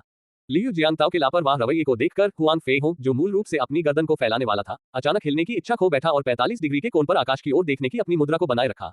उफ, मैं बहुत थक गया हूँ। अगर मैं इस आदमी को मारना चाहूँ तो क्या करूँ? श्री लियू, आप ऐसा नहीं कह सकते। इसमें छिपाने की क्या बात है? वो तो बस एक बूढ़ी औरत है। उस बूढ़ी औरत की वजह से हमारा किंग राजवंश लगभग खत्म हो गया है और उस बूढ़ी औरत के पास जीने के लिए ज्यादा साल नहीं बचे हैं। उसके मरने के बाद भी उसका शव खोदकर निकाला गया। बताओ तुम्हें ऐसी बूढ़ी औरत की क्या चिंता है। जैसे ही उसने यह बात कही, लियू जियांगताओ ने स्तब्ध लियू योनफू को अपनी ओर खींच लिया और अपनी योजना को आगे समझाने की तैयारी करने लगा। अगर योजना कामयाब हो गई तो एक मिशन पूरा करना आसान हो जाएगा। नहीं, वॉन फीहन के साथ दोनों मिशन आसानी से पूरे हो जाएंगे। कुछ देर तक खुद से बुदबुदाने के बाद लियू जियांगताओ ने पलटकर देखा और महसूस किया कि लियू योनफू उसकी बात बिल्कुल नहीं सुन रहा था। न केवल लियू योनफू बल्कि हुआन फेहोंग भी, जो 45 डिग्री के कोण पर आकाश की ओर देख रहा था, लियू जियांगताओ को घूर रहा था। उसका जबड़ा लगभग उखड़ गया था। इन दोनों में क्या गलती है? क्या आप किसी दुष्ट आत्मा से ग्रस्त हैं? अरे तुम दोनों उठो, भोर हो गई है। आखिर ये भोर है क्या है? नहीं, मेरा ध्यान भटकना नहीं चाहिए। मेरा महान किंग राजवंश कैसे नष्ट हो सकता है? वे कैसे मर सकते हैं? लियू योनफू ने आंसू भरी आंखों से लियू जियांगताओ को देखा, फिर खुद की ओर, फिर लियू जियांगताओ की ओर इशारा किया, लेकिन एक भी शब्द नहीं बोल सका। अध्याय 74 ब्लैक फ्लैग आर्मी उप प्रशिक्षक। हालांकि हुआन फेहोंग जल्दी से संभल गया और कांपते हुए लियू जियांगताओ को घूरते हुए पूछा, मेरा महान किंग राजवंश कैसे नष्ट हो सकता है? मेरा महान किंग राजवंश कैसे नष्ट नहीं हो सकता? तुम मुझसे पूछते हो कि मैं क्यों नहीं मरूंगा। मैं आपसे पूछ रहा हूं, क्या मैं भविष्यवक्ता हूं या आप भविष्यवक्ता हैं? हुआन फेहोंग को इस आदमी को अभी मार डालने की इच्छा हुई। तभी लियू योनफू को होश आया और उसके चेहरे पर आंसू बहते हुए उसने कहा, मेरे शक्तिशाली किंग राजवंश को विदेशियों द्वारा कैसे नष्ट किया जा सकता है? मेरे 400 मिलियन देशभक्त। इस पागल बूढ़े आदमी को देखकर लियू जियांगताओ ने चिढ़कर कहा, केवल किंग राजवंश के विनाश का हमारे 400 मिलियन देशवासियों से क्या संबंध है? लियू योनफू हक्का बक्का रह गया। क्या 400 मिलियन देशवासियों को विदेशियों द्वारा नुकसान पहुंचाए बिना ही किंग राजवंश का पतन हो गया? इससे पहले कि लियू योनफू पूछ सके, लियू जियांगताओ ने जारी रखा, उस बूढ़ी औरत का किंग राजवंश क्यों नष्ट नहीं किया जा सकता? एक विदेशी का किंग राजवंश क्यों नष्ट नहीं किया जा सकता? मैं, लियू जियांगताओ, स्वर्ग के रहस्यों को उजागर करने से नहीं डरता। मैं आपको बता दूं, मेरी नजर में किंग राजवंश जल्द ही नष्ट हो जाएगा। इसे जल्द ही हमारे 400 मिलियन देशभक्तों द्वारा उखाड़ फेंका जाएगा। फिर चीनी लोगों और विदेशियों के बीच युद्ध होगा। अंततः हमारे चीनी लोग पूरी तरह से उठ खड़े होंगे। जैसे ही वह बोल रहा था, लियू जियांगताओ कदम दर कदम लियू योनफू के पास आया और बोला, मैं आपको बता दूं, किंग राजवंश का पतन तो पहले से ही तय है, विदेशियों की हार भी तय है। अगर मैं कुछ न भी करूं तो भी ये घटनाएं घटेंगी। लेकिन क्या आप जानते हैं कि मैं इसमें शामिल होने के लिए अपनी जान जोखिम में क्यों डालूंगा? क्यों? न केवल लियू योनफू बल्कि हुआन फेहोंग भी अचंभित रह गया। इस आदमी का स्टाइल अचानक थोड़ा अलग क्यों लग रहा है? क्या इसलिए कि उसने आज पादरी का चोगा पहना हुआ है? उफ, मैं बहुत थक गया हूँ। काश मैं ऐसे और कपड़े खरीद पाता ताकि यह नकली साधु उन्हें रोज पहन सके। हालांकि वॉन फेइहंग अब 45 डिग्री के कोण पर आकाश की ओर देखना पसंद करते हैं, फिर भी वह वास्तव में यह सुनना चाहते हैं कि लियू जियांगताओ ने ऐसा क्यों किया। यदि लियू जियांगताओ ने जो कहा वह सच है, तो वह एक वास्तविक जीवित देवता है। ताओवादी समझ के अनुसार वास्तविक कौशल वाले लोग आमतौर पर एकांत में रहना पसंद करते हैं, लेकिन इस व्यक्ति ने वास्तव में दुनिया छोड़ने का विकल्प चुना, जो काफी दिलचस्प है। हालांकि जीत का परिणाम पहले से ही तय है। क्या आप जानते हैं कि इस प्रक्रिया में कितने लोग मारे जाएंगे? 400 मिलियन देशवासियों। क्या आप जानते हैं कि अंत में कितने बचेंगे? मैं जो करना चाहता हूं वह यह है कि जीत के आगमन को यथासंभव तेज करना और उस बूढ़ी औरत और विदेशियों का विरोध करने की प्रक्रिया में हताहतों की संख्या को न्यूनतम करना। क्या आप समझ रहे हैं? ठीक है, मैं समझ गया। हालांकि लियू योनफू भी आज भयभीत था। माँ, ये दुनिया कितनी भयानक है। किसी ने मुझसे सच में कहा था कि किंग राजवंश का नाश हो जाएगा, और मैं, किंग राजवंश का गवर्नर, सच में इस पर यकीन कर बैठा। यह अविश्वसनीय है। ऐसी स्थिति में क्या आप फेई होंग को बता सकते हैं कि किंग राजवंश को किसने उखाड़ फेंका? हुआन फेहोंग लियू योनफू के पास गया और धीरे से हिलते हुए लियू योनफू को सहारा दिया। लियू योनफू की बात करें तो वो एक पल रोता और अगले ही पल हंसता। अफसोस, बेचारे बच्चे को फिर किसी ने बर्बाद कर दिया। लेकिन इस समय वॉन फेइहंग ने लियू योनफू की हालत पर कोई ध्यान नहीं दिया। वह बस लियू जियांगताओ को धीरे धीरे अपना सिर उठाकर 45 डिग्री के कोण पर आसमान की ओर देखते हुए देख रहा था। वह था स्वर्गीय आदरणीय। क्या वॉन फेइहंग पूरी तरह से अंधेरे पक्ष की ओर मुड़ गया है? क्या तुम्हें इतना दिखावा करना जरूरी है? भाई, तुम अभी पश्चिमी धार्मिक कपड़े पहने हुए हो, तुम्हारा स्वर्गीय पूज्य से कोई लेना देना नहीं है। प्राचीन काल से ही सभी वस्तुएं परस्पर उत्पन्न और निरोधक रही हैं, परस्पर एक दूसरे का विरोध करती रही हैं। जहां स्वर्ग है वहां पृथ्वी भी है, समझे? हुआन फेइहोंग ने अवाक होकर लियू जियांगताओ को देखा। धिक्कार है, मुझे लगा था कि तुम सीधे साधे हो और कुछ भी अस्पष्ट नहीं कहोगे, लेकिन अब मैं इस झंझट में फंस गया हूँ। हुआन फेइहोंग को भ्रमित देखकर लियू जियांगताओ ने एक पल सोचा और फिर बोला, 4 दिशाएं हैं, पूर्व, पश्चिम, दक्षिण और उत्तर। क्या आप समझ गए? हुआन फेइहोंग को ऐसा लगा जैसे अनगिनत अल्पाका जानवर उसके सिर के ऊपर से सरपट दौड़ रहे हो। उसने पूछा, किंग राजवंश को किसने उखाड़ फेंका? इसका पूर्व, पश्चिम, दक्षिण और उत्तर से क्या लेना देना है? हुआन फेइहोंग को देखते हुए, जो उसे अभी मारना चाहता था, लियू जियांगताओ ने तुरंत निराशा और हताशा का भाव दिखाया। भाई, मैंने इसे इतनी स्पष्टता से समझाया है, क्या तुम्हें समझ नहीं आया? समझना, मुझे कुछ नहीं पता। तुम बूढ़े कमीने, गंजे चोर, तुम असली बदमाश हो। ठीक है, मैं स्पष्ट कहूंगा, यदि किंग राजवंश स्वर्ग है तो लोग पृथ्वी हैं, और केवल पृथ्वी ही स्वर्ग को नष्ट कर सकती है। पृथ्वी स्वर्ग को नष्ट कर देती है। हुआन फेइहोंग एक पल के लिए स्तब्ध रह गया। यानी किंग राजवंश को उखाड़ फेंकने वाले कुछ राजा या सेनापति नहीं थे, बल्कि आम लोग थे। 4 दिशाएं हैं। किंग राजवंश उत्तर पर कब्जा कर चुका है और पश्चिमी शक्तियां हम पर लालच भरी नजरें गड़ाए हुए हैं। अब पूर्व में स्थित हमारे सबसे रहस्यमय प्राचीन देश का नेतृत्व केवल दक्षिण के लोग ही कर सकते हैं। माथा, ऐसा क्यों है कि मैं प्रत्येक शब्द को अलग अलग पहचानता और समझता हूं, लेकिन जब उन्हें एक साथ रखा जाता है तो मैं पूरी तरह से भ्रमित महसूस करता हूं। श्री लियू दक्षिण के क्रांतिकारियों की बात कर रहे हैं। कुछ समय बाद लियू योनफू को अंततः होश आया और उसने अविश्वास से पूछा, दक्षिण के क्रांतिकारियों को पूरे किंग राजवंश ने गंभीरता से नहीं लिया? क्या ऐसा हो सकता है कि उन्होंने ही किंग राजवंश को उखाड़ फेंका हो? हुआन फेइहोंग की आंखें चमक उठी जब उसने लियू जियांगताओ को देखा। ये सही है, किंग राजवंश को उखाड़ फेंकने वाली ताकत दक्षिण के क्रांतिकारी है। एडमिरल लियू, आपका विकल्प क्या है? मेरे पास और क्या विकल्प है? वे तुम्हें मार सकते हैं और फिर यह खबर उस बूढ़ी औरत महारानी डोवागर को बता सकते हैं। वाह, मेरा मतलब महारानी डोवागर से है। ये नामुमकिन है, इस जिंदगी में तो कभी नहीं होगा। मुझे ये देश प्यारा है, वो बुढ़िया नहीं। मैं श्री लियू से अनुरोध करना चाहूंगा कि वे ब्लैक फ्लैग आर्मी को प्रशिक्षित करने में हमारी मदद करें। मैं किसी को तुरंत दक्षिणी क्रांतिकारी पार्टी से संपर्क करने के लिए भेजूंगा और उन्हें वह सब बताऊंगा जो उन्होंने पहले बताया था। मैं सहमत हूँ। हाँ, लियू जियांगताओ पूरी तरह से अचंभित रह गए जब उन्होंने लियू योनफू की दृढ़ अभिव्यक्ति देखी। अरे बाप रे, ये क्या बकवास है? आप दोनों ने एक दूसरे से संपर्क कब शुरू किया? मुझे कैसे पता नहीं चला? नहीं, इसका फिल्म में उल्लेख नहीं है। खैर, संपर्क बनाए रखना बेहतर है। क्रांतिकारियों के शामिल होने से उन युद्धपोतों को जब्त करना आसान हो जाएगा। ठीक है, चूंकि ऐसी बात है तो मैं लियू जियांगताओ ब्लैक फ्लैग आर्मी में आपका उप प्रशिक्षक बनने के लिए सहमत हूँ। संयोग से मैं एक भिक्षु हूँ और मेरे पास एडमिरल लियू को देने के लिए ज्यादा कुछ नहीं है, इसलिए मैं आपको कुछ सस्ते गहने दे दूंगा। जैसे ही उसने यह बात कही, लियू जियांगताओ ने अपने कब्जों में हाथ डाला, बगल में हाथ डाला और एक सोने की ईंट निकाली। वॉन फेइहंग, मुझे पता था ऐसा ही होगा। मुझे सच में नहीं पता कि आप सोने की ईंटें कहाँ रखते हैं। लियू योनफू, हे भगवान, ये सोने की ईंटें कहाँ छिपा दी? क्या और भी है? क्या मुझे कुछ और मिल सकती है? मानो लियू योनफू के विचार सुनकर लियू जियांगताओ ने सोने की ईंट को लापरवाही से जमीन पर फेंक दिया और फिर खुदाई जारी रखी। हे भगवान, एक और। फिर चीजें मजेदार हो गईं। लियू जियांगताओ अपने कब्जों से एक के बाद एक सोने की ईंटें निकालता रहा, जबकि हुआन फेइहोंग और लियू योनफू जमीन पर पड़ी सोने की ईंटों को घूरते रहे, चुपचाप उन ईंटों को गिनते रहे जिन्हें किसी ने निकाला था। 22.23.87.100। ठीक है, बस इतना ही। वैसे भी यह कोई मूल्यवान चीज नहीं है। वॉन फेइहंग, लियू योनफू, अरे यार, ये तो कोई कीमती चीज भी नहीं है। यह 100 सोने की ईंटें हैं, जो कि 100 पाउंड सोने के बराबर है। भाई, क्या आपको यकीन है कि आपने राष्ट्रीय खजाने को नहीं लूटा? ओम श्री लियू, लियू योनफू ने बड़ी मुश्किल से निगला, उसकी आंखें चमक रही थी जब उसने लियू जियांगताओ को घूरते हुए कहा, तुम कोई देवता तो नहीं हो? लियू जियांगताओ थोड़ा उलझन में थे और अगले ही पल उन्होंने देखा कि यह आदमी जोर से हंसने लगा। हा, आपने समझ लिया। हा, ये सही है। लियू योनफू का दिल तुरंत धड़क उठा। हालांकि उसने अंदाजा लगा लिया था, फिर भी वह उस आदमी का जवाब सुनने के लिए बेहद उत्साहित था। ये तो कमाल है, बस अपनी बगलों को रगड़ने से वो सोने की ईंटों में बदल जाएंगी। मैंने मन बना लिया है। मैं अपना करियर बदल रहा हूँ। मैं अब एडमिरल नहीं रहूंगा। मैं स्नानागार का कर्मचारी बनूंगा। मैं दिन में एक बार तुम्हारे शरीर की सफाई करूंगा। नहीं, एक बार तो काफी नहीं, मैं दिन में 10 बार सफाई करूंगा। इस तरह क्रांतिकारी पार्टी का पैसा काफी होगा। वाह, मैं तो प्रतिभाशाली हूँ। जैसे ही लियू योनफू अपने दिवा स्वप्नों में खोया हुआ था, लियू जियांगताओ ने अपने वाक्य का दूसरा भाग बोला, मैं निश्चित रूप से भगवान नहीं हूँ। वॉन फेइहंग ने धीरे से अपना सिर उठाया और 45 डिग्री के कोण पर आकाश की ओर देखा। मैं बहुत थक गया हूँ, बस इस आदमी को मार डालना चाहता हूँ। मुझे क्या करना चाहिए? लियू योनफू, अचानक मुझे ऐसा महसूस हुआ कि स्नानागार में खुद को साफ करना अविश्वसनीय है। मैं बस अपने एडमिरल बने रहने पर अड़ा रहूंगा। हालांकि मैं देवताओं का दूत हूँ। खांसी, लियू योनफू का गला अपनी ही लार से घुट गया। अरे बॉस, भले ही आप देवताओं के दूत हो, क्या आप कृपया इतनी लंबी सांसें लेना बंद कर सकते हैं और एक ही बार में सब कुछ कह सकते हैं?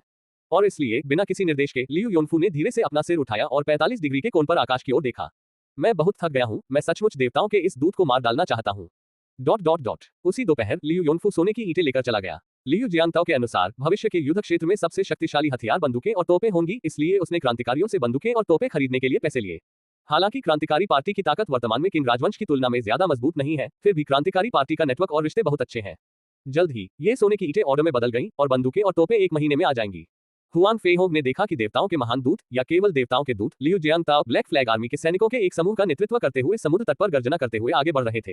हुआन फेइहोंग के लिए दौड़ना कोई नई बात नहीं थी, दरअसल वह हर रोज ब्लैक फ्लैग आर्मी के साथ समुद्र तट पर दौड़ता था। लेकिन लियू जियांगताओ ब्लैक फ्लैग आर्मी के साथ उस समुद्र तट पर दौड़ रहा था जहां पानी घुटनों तक गहरा था। बेशक उन्हें यह नहीं पता था कि यह बात की पीढ़ियों में मय थाई में इस्तेमाल की जाने वाली एक प्रशिक्षण पद्धति थी। यद्यपि वह इसे स्पष्ट रूप से नहीं समझ पाया, लेकिन इसने हुआन फेइहोंग को जल्दी से इस युक्ति को समझने से नहीं रोका। पैर की मांसपेशियों को प्रशिक्षित करने और पूरे शरीर की मांसपेशियों के समन्वय में सुधार करने के लिए पानी के प्रतिरोध का उपयोग करना। फिर वॉन फेइहंग ने भी अपना लंबा गाउन उतार दिया और दौड़ने वाले समूह में शामिल हो गए। और वे दौड़ते ही रहे। समूह 3000 से बढ़कर 100, फिर 600, फिर 400 हो गया और आखिरकार उस विशाल समूह में केवल हुआन फेइहोंग ही बचा, जो लियू जियांगताओ की गति के साथ कदम ताल मिला पा रहा था। लियू जियांगताओ को बिना हौंफे 3 घंटे तक पानी में दौड़ते देख हुआन फेइहोंग, जो भी जोर से हौंफ रहा था, ने भी आखिरकार दौड़ना छोड़ दिया। अरे यार, मैं एक इंसान हूँ, मैं अपनी तुलना इन अमानवीय लोगों से नहीं करूंगा। 75 अध्याय 75 यान ज़ेंडोंग यहाँ है। लियू जियांगताओ पहुंचे और हुआन फेइहोंग के पास कुछ खाली समय था, लेकिन ब्लैक फ्लैग आर्मी के सैनिकों के लिए कठिन समय था। लियू जियांगताओ की व्यवस्था के अनुसार सभी अधिकारियों और सैनिकों को प्रशिक्षण कार्यक्रम का सख्ती से पालन करना होगा। उन्हें सुबह 5 बजे उठकर 2 घंटे दौड़ना होगा, उसके बाद ही दोपहर के भोजन के लिए वापस आना होगा। बेशक यह कोई बड़ी बात नहीं है। ब्लैक फ्लैग आर्मी की युद्ध क्षमता और सहन शक्ति काफी अच्छी है, लेकिन लियू जियांगताओ ने सबको रेत की बोरियां बांधकर दौड़ाया। उन्होंने यहाँ तक कहा कि यह तो बस पहला कदम है और जब बंदूकें और गोलियां आ जाएंगी तो उन्हें दौड़ते समय बंदूकें और गोलियां अपने साथ लेकर चलना होगा। दौड़ के बाद आपको खाने और आराम करने के लिए 1 घंटा मिलता है, जो काफी अच्छा है, कम से कम आपको आराम तो मिलता है। लेकिन 8 बजे से पढ़ना पढ़ाना शुरू करने का क्या मतलब है? हम सभी युद्ध लड़ने वाले सैनिक हैं। क्या पढ़ाई हमें दुश्मन को मारने में मदद कर सकती है? तो कई लोगों ने लियू योनफू को खोजने का बीड़ा उठाया, लेकिन लियू योनफू ने उन्हें देखा तक नहीं, बस एक ही बात कही। वाइस कोच लियू को हर चीज पर पूरा अधिकार है। ठीक है, कोई और रास्ता नहीं है, मुझे तो सीखना ही होगा। लेकिन आप ऋषियों की पुस्तकें पढ़ सकते हैं, फिर विदेशियों की पुस्तकें भी क्यों हैं? और इस प्रकार ब्लैक फ्लैग आर्मी के 3000 मुख्य बल ने स्कूल शिक्षक की देखरेख में पढ़ना, गणित का अध्ययन करना और विदेशी भाषाएं पढ़ना सीखना शुरू कर दिया। दोपहर भी दौड़ते हुए ही बीती। हमने वार्म अप के लिए 2 घंटे दौड़कर शुरुआत की और फिर मैंने लियू जियांगताओ से यू फैमिली नाइफ तकनीक सीखी। हालांकि 100 सोने की ईंटें कोई छोटी रकम नहीं है, लेकिन तोपें, बंदूकें, गोलियां और बारूद खरीदने के लिए तोपें जरूरी हैं। ज्यादा से ज्यादा इससे सिर्फ 500 लोगों की एक मस्केटियर टीम ही बनाई जा सकती है। बाकी 2500 लोगों के लिए लियू जियांगताओ एक ब्रॉडस्वॉर्ड टीम बनाने की योजना बना रहे हैं। जापान के विरुद्ध प्रतिरोध युद्ध के दौरान हमारी पार्टी में दुश्मन को हराने के लिए तलवार दस्तों का उपयोग करने की परंपरा थी। यद्यपि यह विभिन्न प्रतिबंधों के कारण था, लियू जियांगताओ भी अमीर नहीं थे और ब्लैक फ्लैग आर्मी को भी कई सीमाओं का सामना करना पड़ा। इसलिए बिग स्वॉर्ड टीम का गठन भी समय का परिणाम था। बेशक सबसे जरूरी बात यह थी कि उस जमाने में बंदूकें फटाफट नहीं चलाई जा सकती थी, उन्हें एक बार फायर करके फिर से लोड करना पड़ता था, जो समय लेने वाला काम था और इसकी कई सीमाएं भी थीं। उदाहरण के लिए, अगर बादल या बारिश के मौसम में वे भीग जाती तो वे बस आग जलाने वाली ताकीर बन जाती। रात के खाने के बाद अंधेरा होने से पहले मैंने अपनी मुक्केबाजी तकनीकों का अभ्यास करना शुरू कर दिया। पहले तो वॉन फेई हन को कुछ भी गलत नहीं लगा, क्योंकि यह व्यक्ति मय थाई सिखा रहा था, जो कि एक ऐसी युद्ध तकनीक है जो ब्लैक फ्लैग आर्मी के लिए बहुत उपयुक्त थी, इसलिए लगभग सभी ने इसका बहुत कठिन अभ्यास किया। हालांकि 5 दिनों के अभ्यास के बाद लियू जियांगताओ ने वास्तव में हन कुइन को पढ़ाना शुरू कर दिया। यद्यपि हन कुइन कोई मार्शल आर्ट रहस्य नहीं है और कई लोग इसका अभ्यास करते हैं, लेकिन बहुत कम लोग वास्तव में इसमें निपुणता प्राप्त कर पाते हैं। इस युग में एक वॉन फेई हन था, अब उसकी मुलाकात एक दूसरे से हुई है। लियू जियांगताओ को अपने जैसी ही हनगार शैली को प्रदर्शित करते हुए देखना नहीं, क्योंकि लियू जियांगताओ की शारीरिक विशेषताएं हुआन फेहोंग से कहीं बेहतर थी। उन्होंने जो हनगार शैली प्रदर्शित की, वह वास्तव में हुआन फेहोंग की शैली से अधिक आकर्षक थी। लियू जियांगताओ को हन कुइन को पढ़ाते हुए देखकर वॉन फेई हन को ऐसा महसूस हुआ जैसे उसने अभी अभी किसी हस्की के साथ सोया हो। आपकी उम्र क्या है? आप बौद्ध धर्म जानते हैं, अंग्रेजी बोलते हैं, पश्चिमी धर्म ग्रंथों को समझते हैं, भविष्य बताना जानते हैं और यू फैमिली नाइफ तकनीक मय थाई जानते हैं और अब आप हनगार भी जानते हैं। तुम किसी प्रकार के राक्षस हो। आधे महीने पढ़ाने के बाद लियू जियांगताओ ने अचानक लियू योनफू से छुट्टी मांगी, ये कहते हुए कि उन्हें अचानक कुछ समझ आ गई है और वे एकांतवास में वापस जाना चाहते हैं। फिर उन्होंने सारा काम हुआन फीहोन को सौंप दिया। लियू जियांगताओ को बिना किसी निशान के मुड़ते और जाते हुए देखकर हुआन फेहोंग का चेहरा काला पड़ गया। अरे, भले ही आपकी पढ़ाई और मार्शल आर्ट सही चल रही है, फिर भी आप इस समय छुट्टी क्यों ले रहे हैं? एकांत और आध्यात्मिक अभ्यास, क्या आपको लगता है कि मैं इस पर विश्वास करूंगा? फिर उस शाम जब वॉन फेई हन थके हुए पोची लाम लौटे तो उन्होंने पोर्क्विन की रिपोर्ट सुनी कि लियू जियांगताओ का फोटो स्टूडियो पूरे दिन लगातार खर्राटे ले रहा था। क्या बकवास है? क्या इसे ही एकांतवास कहते हैं? क्या वे सब सो रहे हैं? ठीक है, मुझे तो सहना ही पड़ेगा। आखिरकार वे देवताओं के दूत हैं। हालांकि उस रात जैसे ही वॉन फेई हन नहा धोकर सोने जा रहे थे, एक हत्यारा पोची लाम में घुस आया। जब उसने उस गंजे साधु को देखा जो खुद को बौद्ध भिक्षु बू जी से, जिसका अर्थ है सेक्स मत लूटो, कहता था, तो वॉन फेई हन आग बबूला हो गया। धिक्कार है, तुम सारा दिन सोते रहे और अब तुम ऊर्जा से भरपूर हो, लेकिन मैं तो सारा दिन थका हुआ रहा। मैं सोना चाहती हूँ। हालांकि अब जब लियू जियांगताओ आ गया है तो वह हुआन फेहोंग को इतनी आसानी से नहीं छोड़ेगा। अंततः पोची लाम में मय थाई और हनगार के बीच निर्णायक लड़ाई हुई। परिणाम किसी को नहीं पता था, लेकिन लियू जियांगताओ अगले दिन बाहर नहीं आया, जबकि हुआन फेहोंग धूप का चश्मा पहनकर ब्लैक फ्लैग आर्मी में चला गया। 2 रात बाद जब वॉन फी हंग नहा धोकर सोने ही वाला था, तभी पोचीलाम से एक और हत्यारा कूद पड़ा। इस बार एक ताओवादी हत्यारा जो खुद को एक अनुभवी ड्राइवर बताता था, पोचीलाम में प्रकट हुआ। फिर पोचीलाम में हन कुइन बनाम हन कुइन की लड़ाई हुई।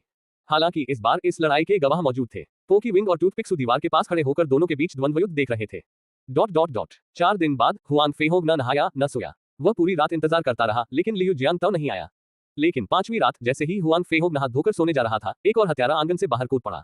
यह आदमी जो खुद को एक पश्चिमी दूत बता रहा था, एक पादरी का चोगा पहने हुए था और हुआन फेहोंग की हड्डी तोड़ने की तकनीक और हन कुइन के बीच मुकाबला करवा रहा था।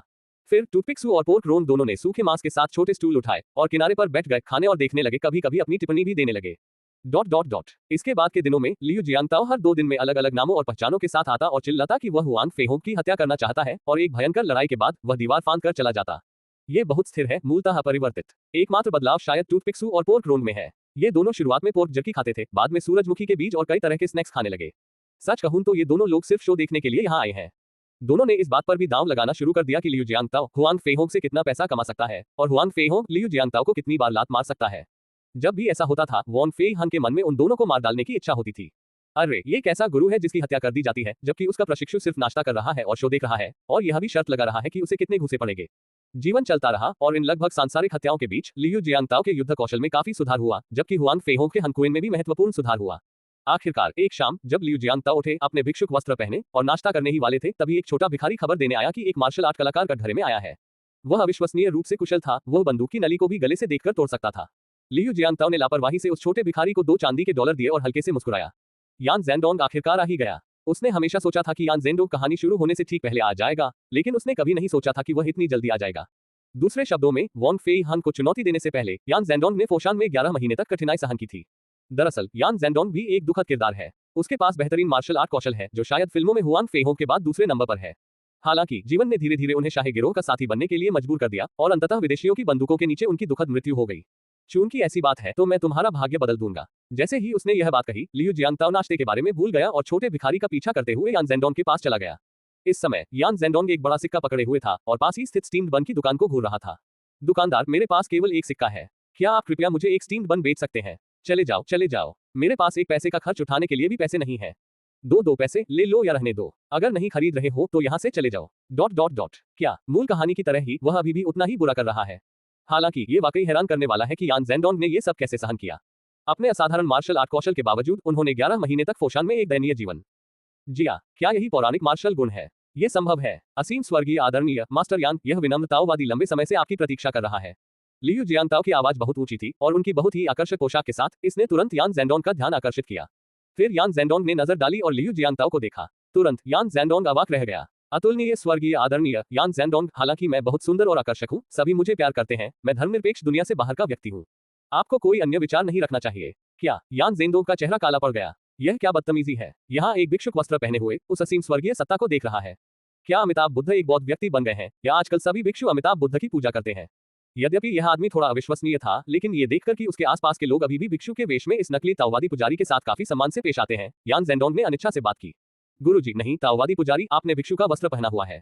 लियू जियांगताओ, छोटा भिखारी। दर्शक, फिर यान ज़ेडोंग के आश्चर्य के लिए लियू जियांगताओ ने जल्दी से अपने भिक्षु के वस्त्र पर नजर डाली और फिर, जैसे कि अचानक कुछ एहसास हुआ हो, कहा, ओह, तो यह विनम्र भिक्षु आज भिक्षु का चोगा पहने हुए है।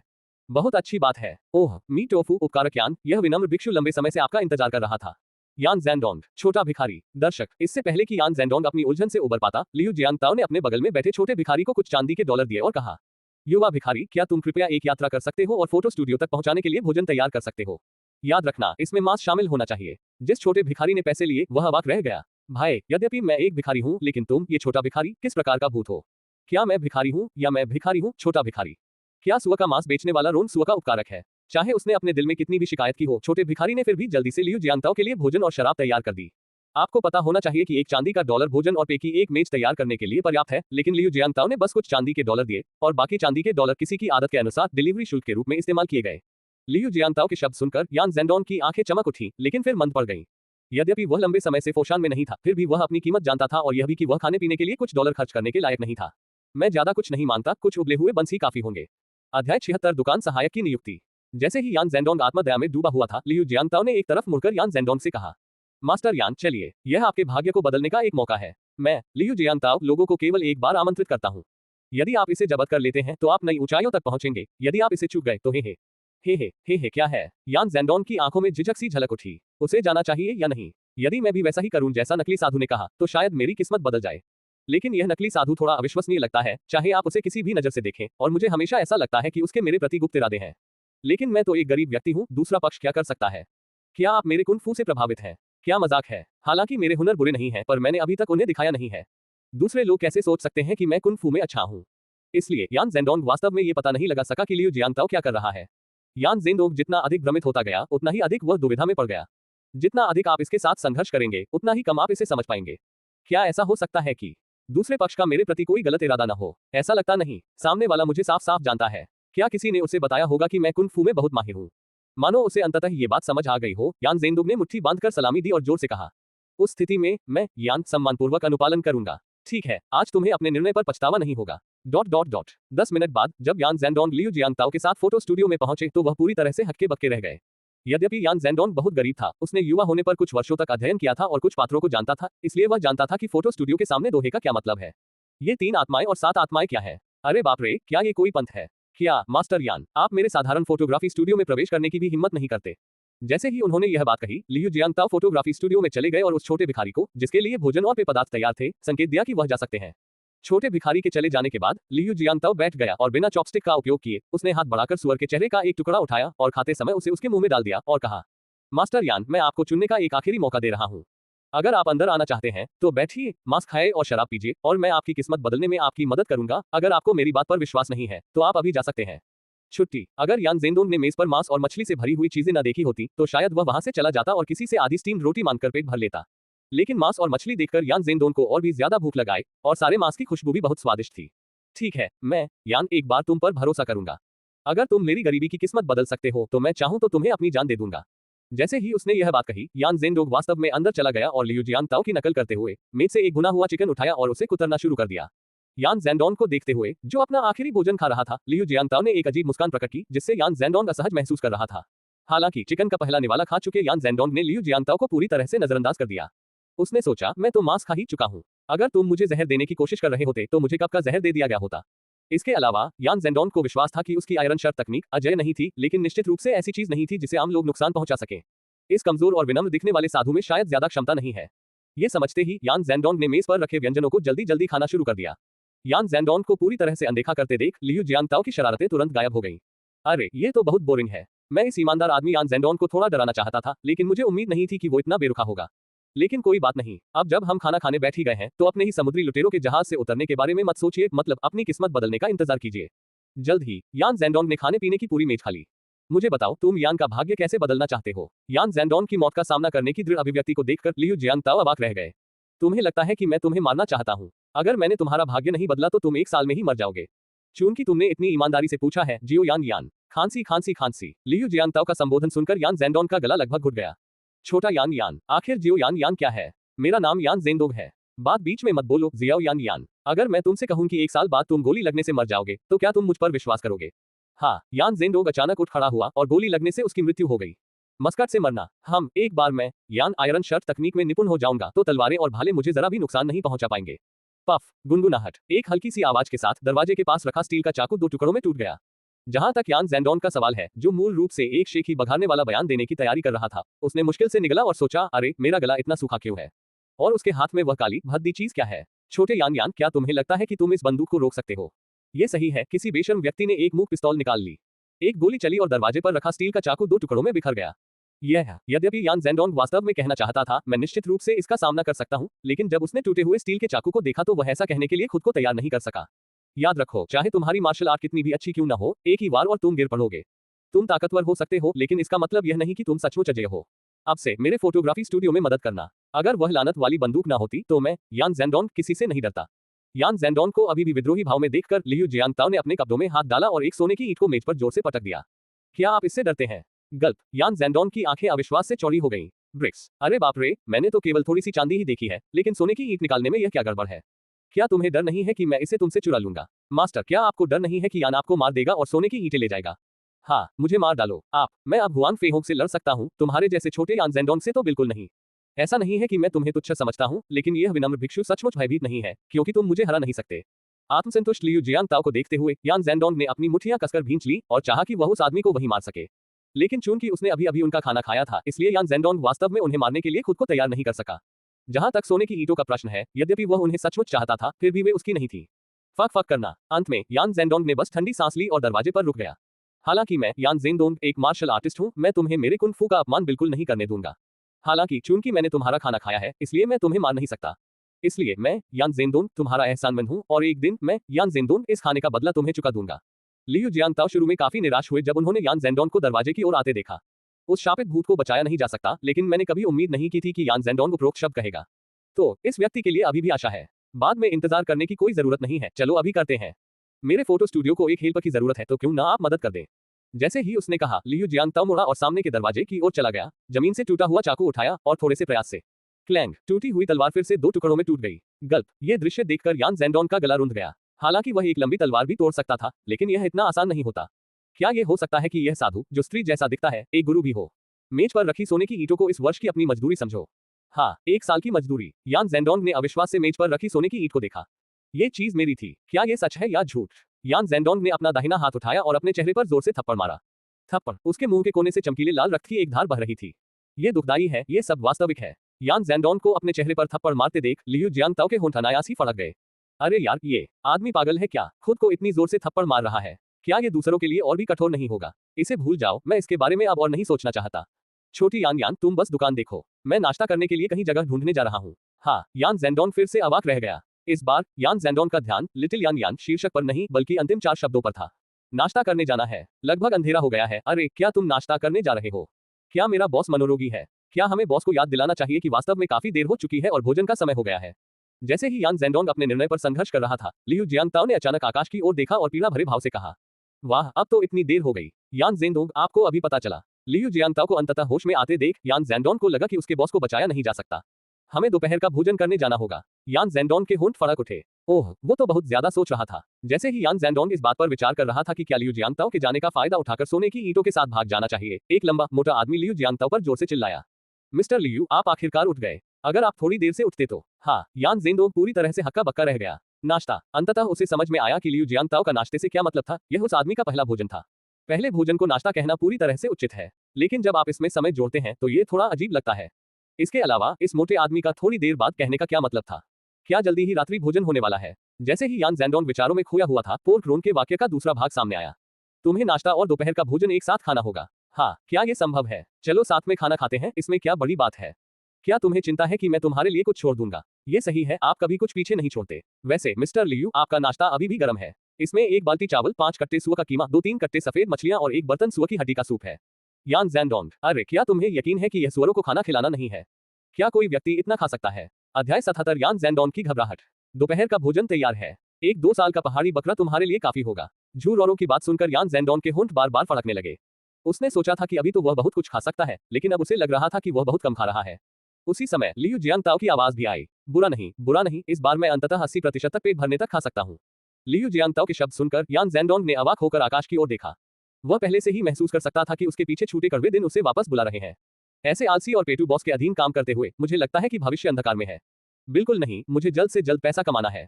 3 सेकंड बाद यान जेंडोंग फिर से निराश हो गया। उसे इस तथाकथित फोटोग्राफी स्टूडियो के बारे में बिल्कुल भी पता नहीं था। उस शाम लियू जियांगताओ वादे के मुताबिक हुआन फीहोंग से लड़ने के लिए पोचिलाम पहुंचे। लेकिन जब हुआन फीहोंग ने लियू जियांगताओ की तरफ देखा तो वह पूरी तरह से हक्का बक्का रह गया। हे भगवान, ये 2 लोग कैसे हो गए? जैसे ही हुआन फीहोंग उदास महसूस कर रहा था, लियू जियांगताओ की आवाज आई, हुआन फीहोंग, क्या तुम्हें अभी भी डैमिंग झील के किनारे जिया यूहे याद है? जिया यूहे ने मुझे और मेरे साथी शिष्यों को तुम्हें मारने का काम सौंपा था। लियू जियांगताओ के आक्रोश भरे शब्दों को सुनकर हुआन फीहोंग अविचलित रहा, बस लियू जियांगताओ को उछलते कूदते और मूर्खतापूर्ण व्यवहार करते हुए देखता रहा। अरे मैं आपको बता रहा हूँ, आप जब भी आते हैं ये कहते हैं, क्या यह आपको परेशान नहीं करता? आओ मुझे मार डालो, वॉन फेई हंग। जैसे ही उसने यह बात कही, वॉन फेई हंग ने एक मुद्रा बनाते हुए कहा, धिक्कार है। अगर मैं पराजित नहीं होता तो मैं तुम्हें बहुत पहले ही मार चुका होता। यान जेंडोंग पूरी तरह से हक्का बक्का रह गया। हे भगवान, उस रात डिनर के दौरान बॉस ने कहा कि हम सब मिलकर लोगों को बुराई से मुक्त करेंगे। यान जेंडोंग बहुत उत्साहित था, आखिरकार स्वर्ग की ओर से काम करने में सक्षम हो पाया। लेकिन जिस व्यक्ति को हमें मारना था वह हुआन फेहोंग क्यों था? हालांकि वह ज्यादा समय से फोशान में नहीं था, उसने वॉन फेई हंग का नाम जरूर सुना था। वह न सिर्फ फोशान में नंबर 1 मार्शल आर्ट मास्टर था, बल्कि एक प्रसिद्ध परोपकारी भी था। ऐसा कोई व्यक्ति खलनायक कैसे हो सकता है? हालांकि जैसे ही यान जेंडोंग अपने निर्णय के साथ संघर्ष कर रहा था, लियू जियांगताओ ने अपनी चाल चली, तुरंत हुआन फेहोंग की ओर दौड़ा और हन कुएन ने हुआन फेहोंग के खिलाफ हन कुएन से भिड़ंत की। क्या अखाड़े में उन 2 लोगों को देखकर यान जेंडोंग की आंखें और भी चमक उठी। वह एक मार्शल आर्टिस्ट था जिसे पैसों से प्यार था, लेकिन जब उसे पैसों की चिंता नहीं होती थी तब भी वह किसी उस्ताद से मुकाबला करने के लिए लालायित रहता था।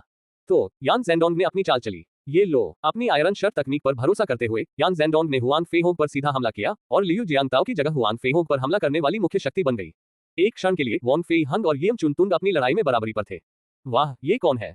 क्या ये सचमुच श्री लियू का कनिष्ठ प्रशिक्षु हो सकता है? एक और व्यक्ति को अपने स्वामी से लड़ते हुए देखकर पोर्क रोंग अब और शांत नहीं बैठ सका।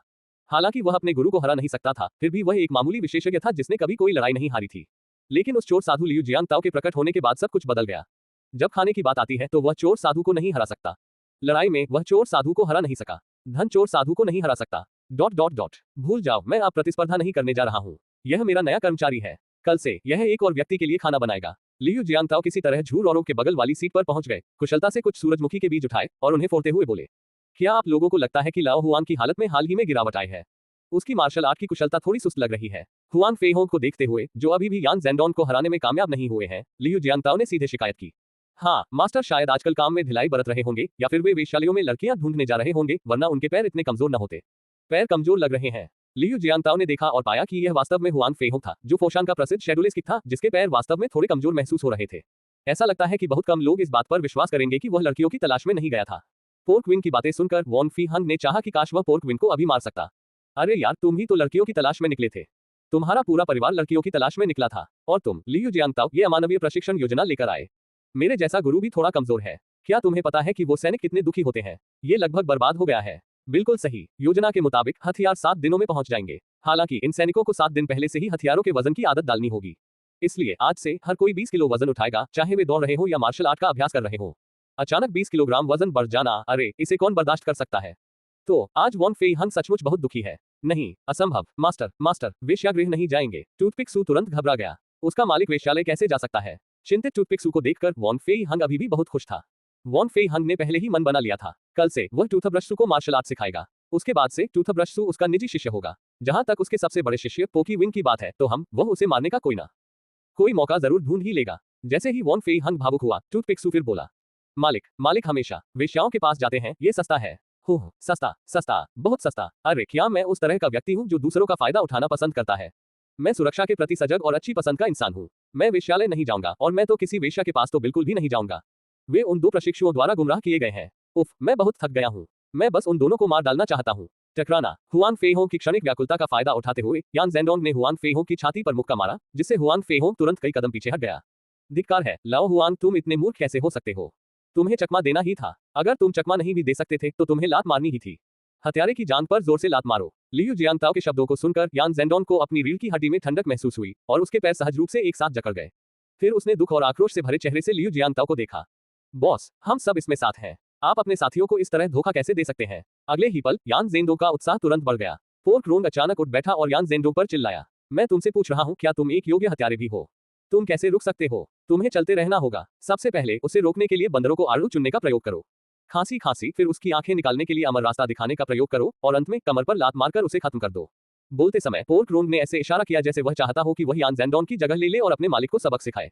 उत्साहित पोर्क रोंग को देखकर यान ज़ेडोंग का मूड तुरंत सुधर गया। वह कोई अज्ञानी मार्शल कलाकार नहीं था, इसलिए उसने वॉन फेई हंग और पोकी विन, जो गुरु और प्रशिक्षु थे, के बारे में सुना था। पोर्क रोंग को देखते हुए, जो नाटक को देखने का आनंद ले रहा था, और फिर लियू जियांताओ को, जो बगल में स्नैक्स खा रहा था। अगर यान ज़ेडोंग को अभी भी यह एहसास नहीं हुआ कि लियू जियांताओ उसके कुंग-फू का परीक्षण करने के लिए न्याय को बनाए रखने की आड़ में इस्तेमाल कर रहा था, तो उसका जीना व्यर्थ हो गया होगा। वॉन फेई हंग कौन है। ब्लैक फ्लैग आर्मी के प्रशिक्षक मार्शल आर्ट के मास्टर हैं, जिन्हें फोशान के अजय नेता के रूप में जाना जाता है। यदि मैं हुआन फेइहोंग की स्वीकृति प्राप्त कर सकूं, तो क्या मेरे अच्छे दिन निकट नहीं आ जाएंगे। इस समय यान ज़ेडोंग अभी भी लियू जियांताओ के प्रति बहुत आभारी था। वॉन फेई हंग ने पोर्क विन की तरफ, जो अपना हुनर दिखा रहा था, घोर निराशा से देखा। धिक्कार है, मेरे पास तो ये शिष्य ही नहीं है। इसके अलावा क्या हम पहले इस प्रशिक्षु को मार सकते हैं। उफ, मैं 1 महीने से खेल रहा हूँ, अब और नहीं खेलूंगा। जैसे ही वह बोल रहा था, लियू जियांताओ ने हुआन फेइहोंग से कहा, मास्टर हुआंग, मैंने जिस आदमी को काम पर रखा है वह कैसा है। बहुत अच्छा, लोहे से बना शरीर, तलवारों और भालों से अछूता। ठीक है, मुझे राहत मिली। कल से वह आपके डिप्टी के रूप में मेरी जगह लेंगे।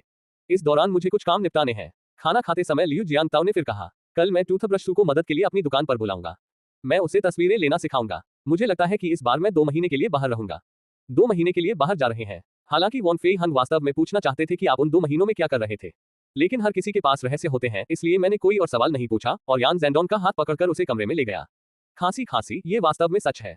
पोर्क रोंग, हे भगवान, क्या मास्टर समलैंगिक बन गए। टूथपिक सू, शायद। लियू जियांताओ ने 45 डिग्री के कोण पर आकाश की ओर देखा। मैं बहुत थक गया हूँ। मैं वास्तव में मास्टर हुआंग के लिए घर साफ करना चाहता हूँ। वह कितने अद्भुत व्यक्ति थे, फिर आपके मुंह से उन्हें इतना नकारात्मक रूप में कैसे चित्रित किया गया। एक ईमानदार व्यक्ति लियू जियांताओ अपने ही शिष्य द्वारा हुआन फेइहोंग को इस तरह गलत समझने की अनुमति कैसे दे सकते थे। क्या सोच रही हो। तुम कैसे कह सकती हो कि वह समलैंगिक हो गया है। मैं तुम्हें बता दूं, ये पुरुषों के बीच सच्चा प्यार है पट्टुई, ये सच्चा स्नेह है। ये पुरुषों के बीच की भावना है, समझ रही हो। ये कहने के बाद उसने बिना किसी हिचकिचाहट के दोनों व्यक्तियों के सिर पर तमाचा मारा, फिर मुड़कर चला गया। पोर्क रोंग और टूथब्रश सू दोनों ने धीरे से अपने सिर उठाए, 45 डिग्री के कोण पर आकाश की ओर देखते हुए। पोर्क विन, पुरुषों के बीच सच्ची भावनाओं और समलैंगिक बन जाने के बीच क्या अंतर है। टूथपिक सू, नहीं। ... पोर्क रोंग, नाश्ता कहाँ गया। क्या मिस्टर लियू ने सब खा लिया। टूथब्रश सू, हाँ। पोर्क रोंग, क्या हम मास्टर से कुछ और चुरा लें। टूथब्रश सू, ठीक है... पोर्क रोंग और टूथपिक सू को देखकर, जो दरवाजे के बाहर 45 डिग्री के कोण पर आकाश की ओर देख रहे थे, यान ज़ेडोंग को लगा कि उसकी धारणा बदल गई है। आखिर इस दुनिया में क्या गड़बड़ है। प्रशिक्षु अपने गुरु के प्रति कितना अनादरपूर्ण है। वे तो अपने मालिक का खाना चुराने की भी सोच रहे थे। ये सोचकर कि कैसे उस मोटे आदमी ने उसे अपने मालिक के खिलाफ बंदर से आड़ू चुनने और कमर पर लात मारने जैसी चालें चलने के लिए उकसाया था, यान ज़ेडोंग को अचानक लगा कि इससे कोई फर्क नहीं पड़ता कि उस मोटे आदमी ने उसके मालिक से कुछ खाना चुराया है। मास्टर हुआंग, क्या आप चाहते हैं कि मैं आपके लिए घर साफ करूं। यान ज़ेडोंग ने टूथब्रश सू और पोर्क रोंग को देखा और आखिरकार वे शब्द कहे। लेकिन काफी देर इंतजार करने के बाद भी उन्हें हुआन फेइहोंग की आवाज सुनाई नहीं दी। जल्द ही एक ऐसी खुशबू उनके आसपास फैल गई जिसे उन्होंने पहले कभी नहीं सूंघा था। यान ज़ेडोंग ने अवचेतन रूप से अपना सिर घुमाया और मेज पर एक चायदानी और 2 कप देखे। लो, विदेशी चाय पियो। हम चोर साधु इसे कॉफी कहते हैं, पर असल में ये विदेशी चाय ही है। सोने से पहले इसे पीना अच्छा है, इससे नींद अच्छी आती है। कुछ दिन पहले जब हम लड़ रहे थे, तो उस मोटे टूथपिक सू ने चोर साधु से ये चुरा ली थी। ये तो वाकई में रत्न है। हुआन फेहोंग ने आह भरते हुए यान ज़ेंडोन के लिए एक गिलास भरा और उसे एक पवित्र मुस्कान दी। अध्याय 78 क्या विशाल आतिशबाजी है। जल्दी करो, जो भी 20 मिनट के अंदर गंतव्य तक नहीं पहुंचेगा उसका नाश्ता आधा कर दिया जाएगा। ब्लैक फ्लैग आर्मी के प्रशिक्षण मैदान पर यान ज़ेंडोन ने एक लकड़ी की छड़ी पकड़ी और जोर से ब्लैक फ्लैग आर्मी के सैनिकों को फटकार लगाई जो भाग रहे थे। पानी के पार बेतहाशा दौड़ती ब्लैक फ्लैग आर्मी को देखकर यान ज़ेंडोन जैसे मजबूत व्यक्ति को भी यह स्वीकार करना पड़ा कि लियू जियांगताओ द्वारा आयोजित प्रशिक्षण भयानक था। 2 महीने बीत चुके हैं। उस दिन यान ज़ेंडोन और हुआन फेहोंग के मिलने के बाद से लियू जियांगताओ वहां से चले गए हैं और ब्लैक फ्लैग आर्मी के उप प्रशिक्षक बन गए हैं। पहले तो यान ज़ेंडोन ने अपने बेहतरीन कुंग फू कौशल पर भरोसा किया और सैनिकों के प्रशिक्षण के तरीकों को गंभीरता से नहीं लिया। हालांकि एक बार उनके साथ प्रशिक्षण लेने के बाद उसका चेहरा काला पड़ गया। हालांकि यान ज़ेंडोन ने फिर भी पूरे प्रशिक्षण का पालन किया। 2 महीनों में यान ज़ेंडोन को लगा कि उसकी युद्ध शक्ति कम से कम 30% बढ़ गई है। अगर वह 2 महीने पहले वाले अपने अतीत से लड़े तो उसका अनुमान था कि वह उसे 10 चालों में हरा सकता है। अरे बॉस, आप कब वापस आ रहे हैं? जब यान ज़ेंडोन लियू जियांगताओ के बारे में याद कर रहा था तो उसे एहसास नहीं हुआ कि लियू जियांगताओ उन्हें दूर से देख रहा था। इस समय गोदी में एक यात्री जहाज पर सूट पहने और धूप का चश्मा पहने लियू जियांगताओ दूरबीन के माध्यम से समुद्र तट पर ब्लैक फ्लैग आर्मी के प्रशिक्षण को देख रहे थे। 2 महीने हो गए हैं। ब्लैक फ्लैग आर्मी अब तक लगभग पूरी तरह प्रशिक्षित हो चुकी होगी, तो चलिए आज रात से ही शुरू करते हैं। धीमी आवाज में बोलते हुए लियू जियांगताओ ने वैकल्पिक आयाम में वस्तुओं की जांच की। विस्फोटक खत्म। उन 2 महीनों के दौरान लियू जियांगताओ हांगकांग द्वीप, मकाओ और विदेशियों द्वारा कब्जा किए गए सभी स्थानों पर गए, सभी सोने की ईंटों और हीरे की अंगूठियों को दूसरे आयाम में खर्च कर दिया और उन्हें नवीनतम विस्फोटकों के बैचों से बदल दिया। फिर उन्होंने काम शुरू किया और प्रत्येक विस्फोटक में डेटोनेटर जोड़ दिया। इन डेटोनेटरों को लियू जियांगताओ द्वारा आयामी अंतरिक्ष से बाहर निकाल दिया गया था, लेकिन वहां केवल 2 बक्से थे, कुल मिलाकर 200। लियू जियांगताओ की गणना के अनुसार इस युग के जहाज को डुबोने के लिए प्रत्येक जहाज को एक साथ बम विस्फोट करने के लिए कम से कम 8 डेटोनेटरों की आवश्यकता होगी। सुरक्षा की दृष्टि से प्रत्येक जहाज में 10 डेटोनेटर लगाए गए थे। दूसरे शब्दों में, यह मानते हुए कि उसकी अपनी सुरक्षा सुनिश्चित है, वह अधिकतम 20 जहाजों को ही डुबो सकता है। श्री लियू, सभी उपहार वितरित कर दिए गए हैं। लियू जियांगताओ के पास ही एक आदमी खड़ा था जो सूट पहने हुए था और अपने शरीर को तानते हुए सहजता से बोल रहा था। शुक्रिया मिस्टर चेन, अपने आदमियों से कहो कि वे जल्दी से उतर जाएं, हम आज रात साथ मिलकर आतिशबाजी देखेंगे। ओह, और क्या आप व्यक्तिगत रूप से लॉर्ड लियू को संदेश दे सकते हैं कि वे 200 भरोसेमंद आदमियों को चुने जो वेश बदलकर आज रात भेड़ों का वध करें। ये सही है, श्री चेन ही वह क्रांतिकारी पार्टी सदस्य थे जिनसे लियू जियांगताओ ने उनके जाने के बाद संपर्क किया था। ये कहा जा सकता है कि लियू जियांगताओ को इतनी बड़ी मात्रा में विस्फोटक इतनी आसानी से मिल पाए, इसका श्रेय पूरी तरह से श्री चेन को ही जाता है। यहाँ तक कि विभिन्न जहाजों तक विस्फोटकों की डिलीवरी की व्यवस्था भी श्री चेन द्वारा ही की गई थी। बेशक सुरक्षा कारणों से लियू जियांगताओ ने श्री चेन को विस्फोटकों के केवल 100 हिस्से दिए, जबकि अन्य 100 हिस्से लियू जियांगताओ के वैकल्पिक आयाम में छिपा दिए गए। ठीक है श्री लियू, मैं स्वयं तुरंत वहां जाऊंगा। ये कहते हुए श्री चेन चले गए। श्री चेन को जाते देख लियू जियांगताओ हंस पड़े और उतरने के लिए मुड़े। ऐसा नहीं था कि उन्हें श्री चेन पर भरोसा नहीं था, बल्कि उनका लक्ष्य सिर्फ ये 10 मालवाहक जहाज नहीं थे। ... क्या आप कह रहे हैं कि श्री लियू जहाज को उड़ाने गए थे? लियू योनफू ने अविश्वास से श्री चेन को देखा। लियू योनफू श्री चेन से काफी परिचित थे। फोशान का क्रांतिकारी नेता, जो आमतौर पर कभी नहीं आता था, आज अचानक उसके शिविर में प्रकट हुआ और उससे कहा कि वह अपने विश्वस्त लोगों को उस रात एक भेड़ का वध करने के लिए तैयार कर ले। ये एक भेड़ का वध वाली बकवास क्या है? जब लियू योनफू को पता चला कि लियू जियांगताओ ने जहाज को उड़ाने के लिए विस्फोटक तैयार किया है, तो वह अंततः समझ गया कि लियू जियांगताओ का भेड़ों को मारने से तात्पर्य वास्तव में विदेशियों को मारना था। श्री लियू निश्चित रूप से समय पर निर्दिष्ट स्थान पर पहुंचेंगे। श्री चेन को विदा करने के बाद लियू योनफू ने जल्दी से हुआन फेहोंग और यान ज़ेंडोन को बुलाया। संक्षेप में स्थिति की व्याख्या करने के बाद वॉन फी हंग ने तुरंत घोषणा की कि वह उस रात किसी को मारने के लिए एक टीम का नेतृत्व करेंगे। यान ज़ेंडोन पूरी तरह से हक्का बक्का रह गया। अरे बाप रे, पता चला कि मैं किंग राजवंश का नहीं बल्कि क्रांतिकारियों का अनुसरण कर रहा था। इससे भी अधिक भयावह बात यह है कि उसका अपना बॉस विदेशी जहाजों पर बमबारी करने चला गया। उस शाम लियू योनफू ने सभी 2000 ब्लैक फ्लैग सैनिकों को पीछे रखने के लिए कुछ बहाने बनाए। फिर उसने उन्हें लियू जियांगताओ की जहाज उड़ाने की योजना के बारे में बताया और बताया कि उस रात लोगों को मारने के लिए हुआन फीहोन के साथ 200 आदमी जा रहे हैं। विदेशियों को मार डालो। मौके पर ही सभी 2000 लोगों ने नामांकन करा लिया। अंत में उनके पास लॉटरी के जरिए 200 लोगों की भेड़ कसाई टीम चुनने के अलावा कोई विकल्प नहीं बचा। 200 आदमी, सभी काले कपड़े पहने हुए, अपने चेहरे काले कपड़े से ढके हुए और बड़ी तलवारें लिए हुए, जल्दी से ब्लैक फ्लैग आर्मी के शिविर में गायब हो गए। शेष 1800 ब्लैक फ्लैग सैनिकों में से 300 मुख्य शिविर की रक्षा के लिए पीछे रह गए और शेष 1500 सैनिकों को 2 भागों में विभाजित कर दिया गया। लियू योनफू ने स्वयं 500 मस्केटियर ब्लैक फ्लैग सैनिकों का नेतृत्व किया और सहायता प्रदान की, जबकि अन्य 1000 सैनिकों ने यान ज़ेंडोन के नेतृत्व में चुपचाप गोदी को घेर लिया। चूंकि लियू जियांगताओ 10 जहाजों को उड़ाने की योजना बना रहा है, तो आइए हम शेष सभी जहाजों को गोदी में जीवित छोड़ दें। ये गोदी मूल रूप से हमारे महान किंग राजवंश की थी, लेकिन विदेशियों के आगमन के बाद से यह अब महान किंग राजवंश की नहीं बल्कि विदेशियों की है। विदेशियों ने निर्णय लिया कि किंग राजवंश के किसी भी जहाज, यहां तक कि मछली पकड़ने वाली नौकाओं को भी गोदी में प्रवेश की अनुमति नहीं दी जाएगी। लियू योनफू पहले तो इस बात से बहुत क्रोधित था, लेकिन आज रात वह बहुत उत्साहित था। पहली बार उन्हें एहसास हुआ कि विदेशी लोग वास्तव में अच्छे काम कर सकते हैं। खांसी अपना गला साफ करते हुए लियू योनफू ने धीमी आवाज में पूछा, हम कब तक आतिशबाजी देख सकेंगे? सर, केवल 1 मिनट बचा है। 1 मिनट बचा है। सभी लोग तैयार हो जाओ, आज रात बड़ी लड़ाई होने की प्रबल संभावना है। ... समय देखने और यह पुष्टि करने के बाद कि गोदी पर कोई और चीनी व्यक्ति नहीं है, लियू जियांगताओ ने धीरे से बटन दबाया और जाने के लिए मुड़ गए।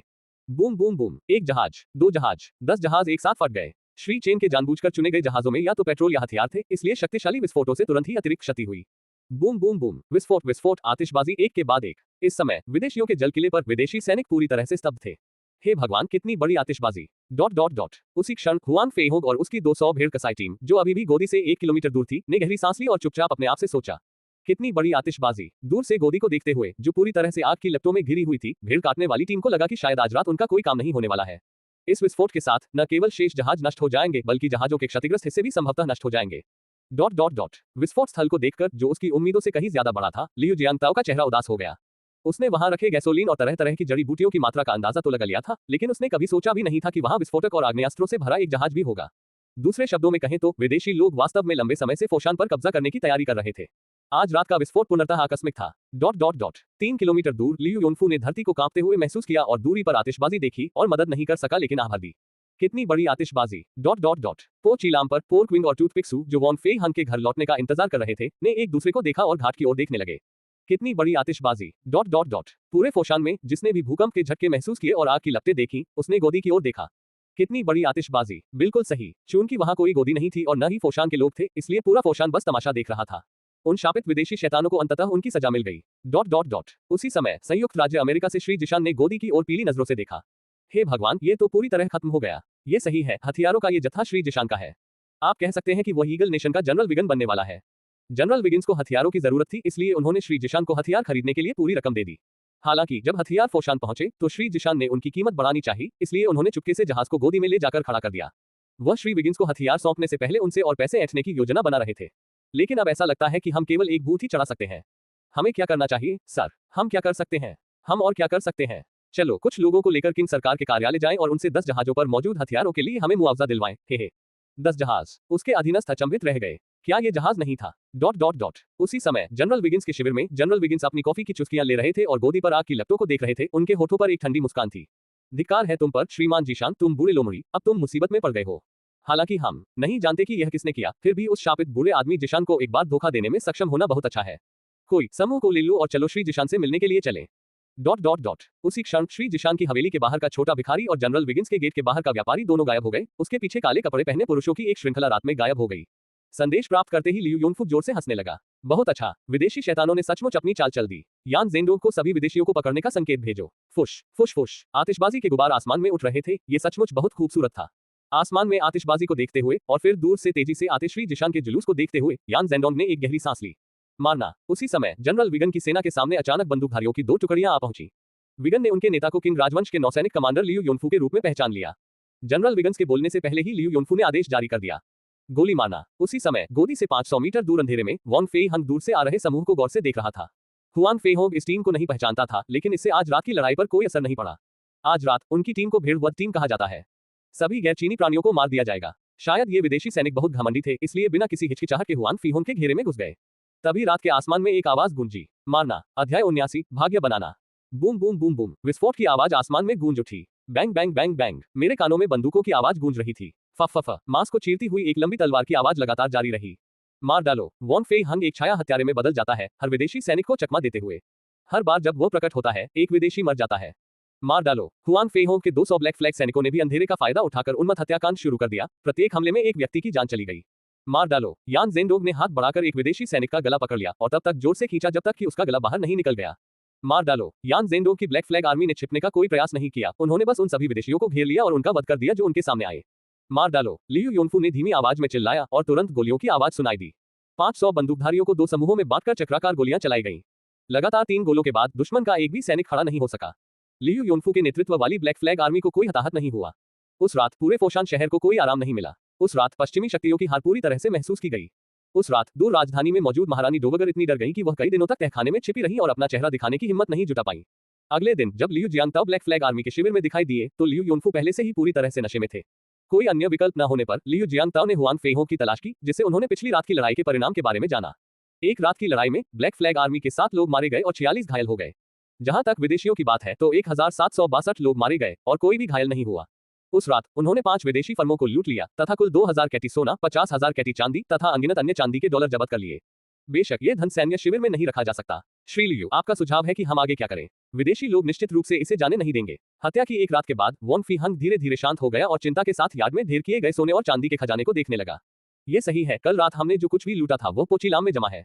हम यही करेंगे। मैं कुछ जरूरी चीजें ले लूंगा और मास्टर हुआंग आपको बाकी पैसे जल्द से जल्द छुपा देने चाहिए। मुझे लगता है कि जल्द ही चीजें बेहतर हो जाएंगी। जैसे ही उन्होंने बात की, लियू जियांगताओ ने अपना हाथ हिलाया और तुरंत सभी प्रतिष्ठित खजाने प्रकट हो गए, जैसे कि एक निश्चित देश का प्रतिनिधित्व करने वाली पश्चिमी तलवारें, स्थिति और पद का प्रतिनिधित्व करने वाली टोपियां इत्यादि। ये चीजें इकट्ठा करने के बाद लियू जियांगताओ जल्दी से वहां से निकलकर लिटिल डॉग्सकिन प्लास्टर किंगडम के बगल वाले बैंक में पहुंच गया। बैंक खुलने से पहले ही लियू जियांगताओ अंदर कूद गया और खजानों को अलग अलग कमरों में बिखेर दिया।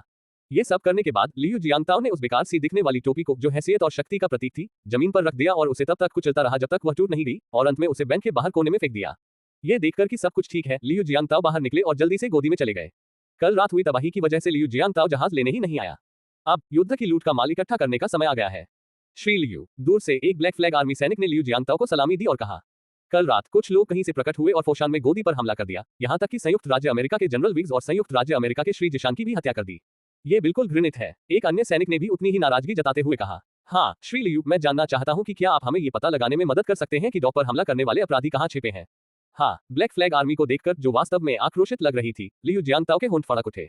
अरे यार, अगर मुझे पता ना होता कि यह तुम लोगों ने किया है, तो मैं सचमुच तुम्हारे द्वारा मूर्ख बन जाता। दूरी पर गोदी की रखवाली कर रहे यामेन धावकों को देखकर लियू जियांगताओ को अंततः समझ में आ गया कि क्यों। मैं समझ गया। लियू जियांगताओ ने अपनी उंगलियों से कुछ गणना करने का नाटक किया, फिर जोर से हंसे। जिन गुंडों ने कल रात गोदी पर हमला किया था, वे कुत्ते की खाल के प्लास्टर की दुकान से सिर्फ 3 किलोमीटर पूर्व में है। बोलने के बाद लियू जियांगताओ ने ब्लैक फ्लैग आर्मी और अधिकारियों को संबोधित किया, सब लोग जल्दी से काम करो। मैंने अभी अभी अंदाजा लगाया है कि दुश्मन आगे बढ़ रहा है। अगर हम और देर से पहुंचे तो कुछ भी नहीं बचेगा। 3 किलोमीटर पूर्व की ओर। ठीक है, अभी चलें। ब्लैक फ्लैग आर्मी को अभी लियू जियांगताओ पर भरोसा था। चूंकि लियू जियांगताओ ने पहले ही कह दिया था, तो एक बलि का बकरा भी तैयार हो गया था। लियू जियांगताओ की आवाज काफी तेज थी, इसलिए सभी यामेन धावकों ने ब्लैक फ्लैग आर्मी और लियू जियांगताओ के बीच की बातचीत सुन ली। ब्लैक फ्लैग आर्मी को इतनी आसानी से जाते देख यामेन धावक एक पल के लिए झिझके, लेकिन आखिरकार इस बार उन्होंने ब्लैक फ्लैग आर्मी पर भरोसा करना ही बेहतर समझा। गोदी को अचानक खाली होते देख लियू जियांगताओ उस पर कूद पड़ा और चुपचाप अपनी आंखें बंद कर ली। रिसाइकल। एक पल में लियू जियांगताओ के 100 मीटर के दायरे में सभी क्षतिग्रस्त युद्धपोत बिना किसी निशान के गायब हो गए।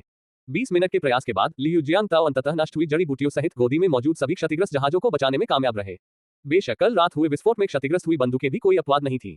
शांत पानी को देखते हुए लियू जियांगताओ मुड़े और चले गए। क्षतिग्रस्त जहाजों की तो बात ही छोड़िए, लियू जियांगताओ ने लकड़ी का एक टुकड़ा भी नहीं रखा। फोटो स्टूडियो में वापस आकर लियू जियांगताओ ने खुद को कमरे में बंद कर लिया और सिस्टम नोटिफिकेशन को घूरने लगे। उनकी मुस्कान लगभग उनकी गर्दन तक पहुंच रही थी।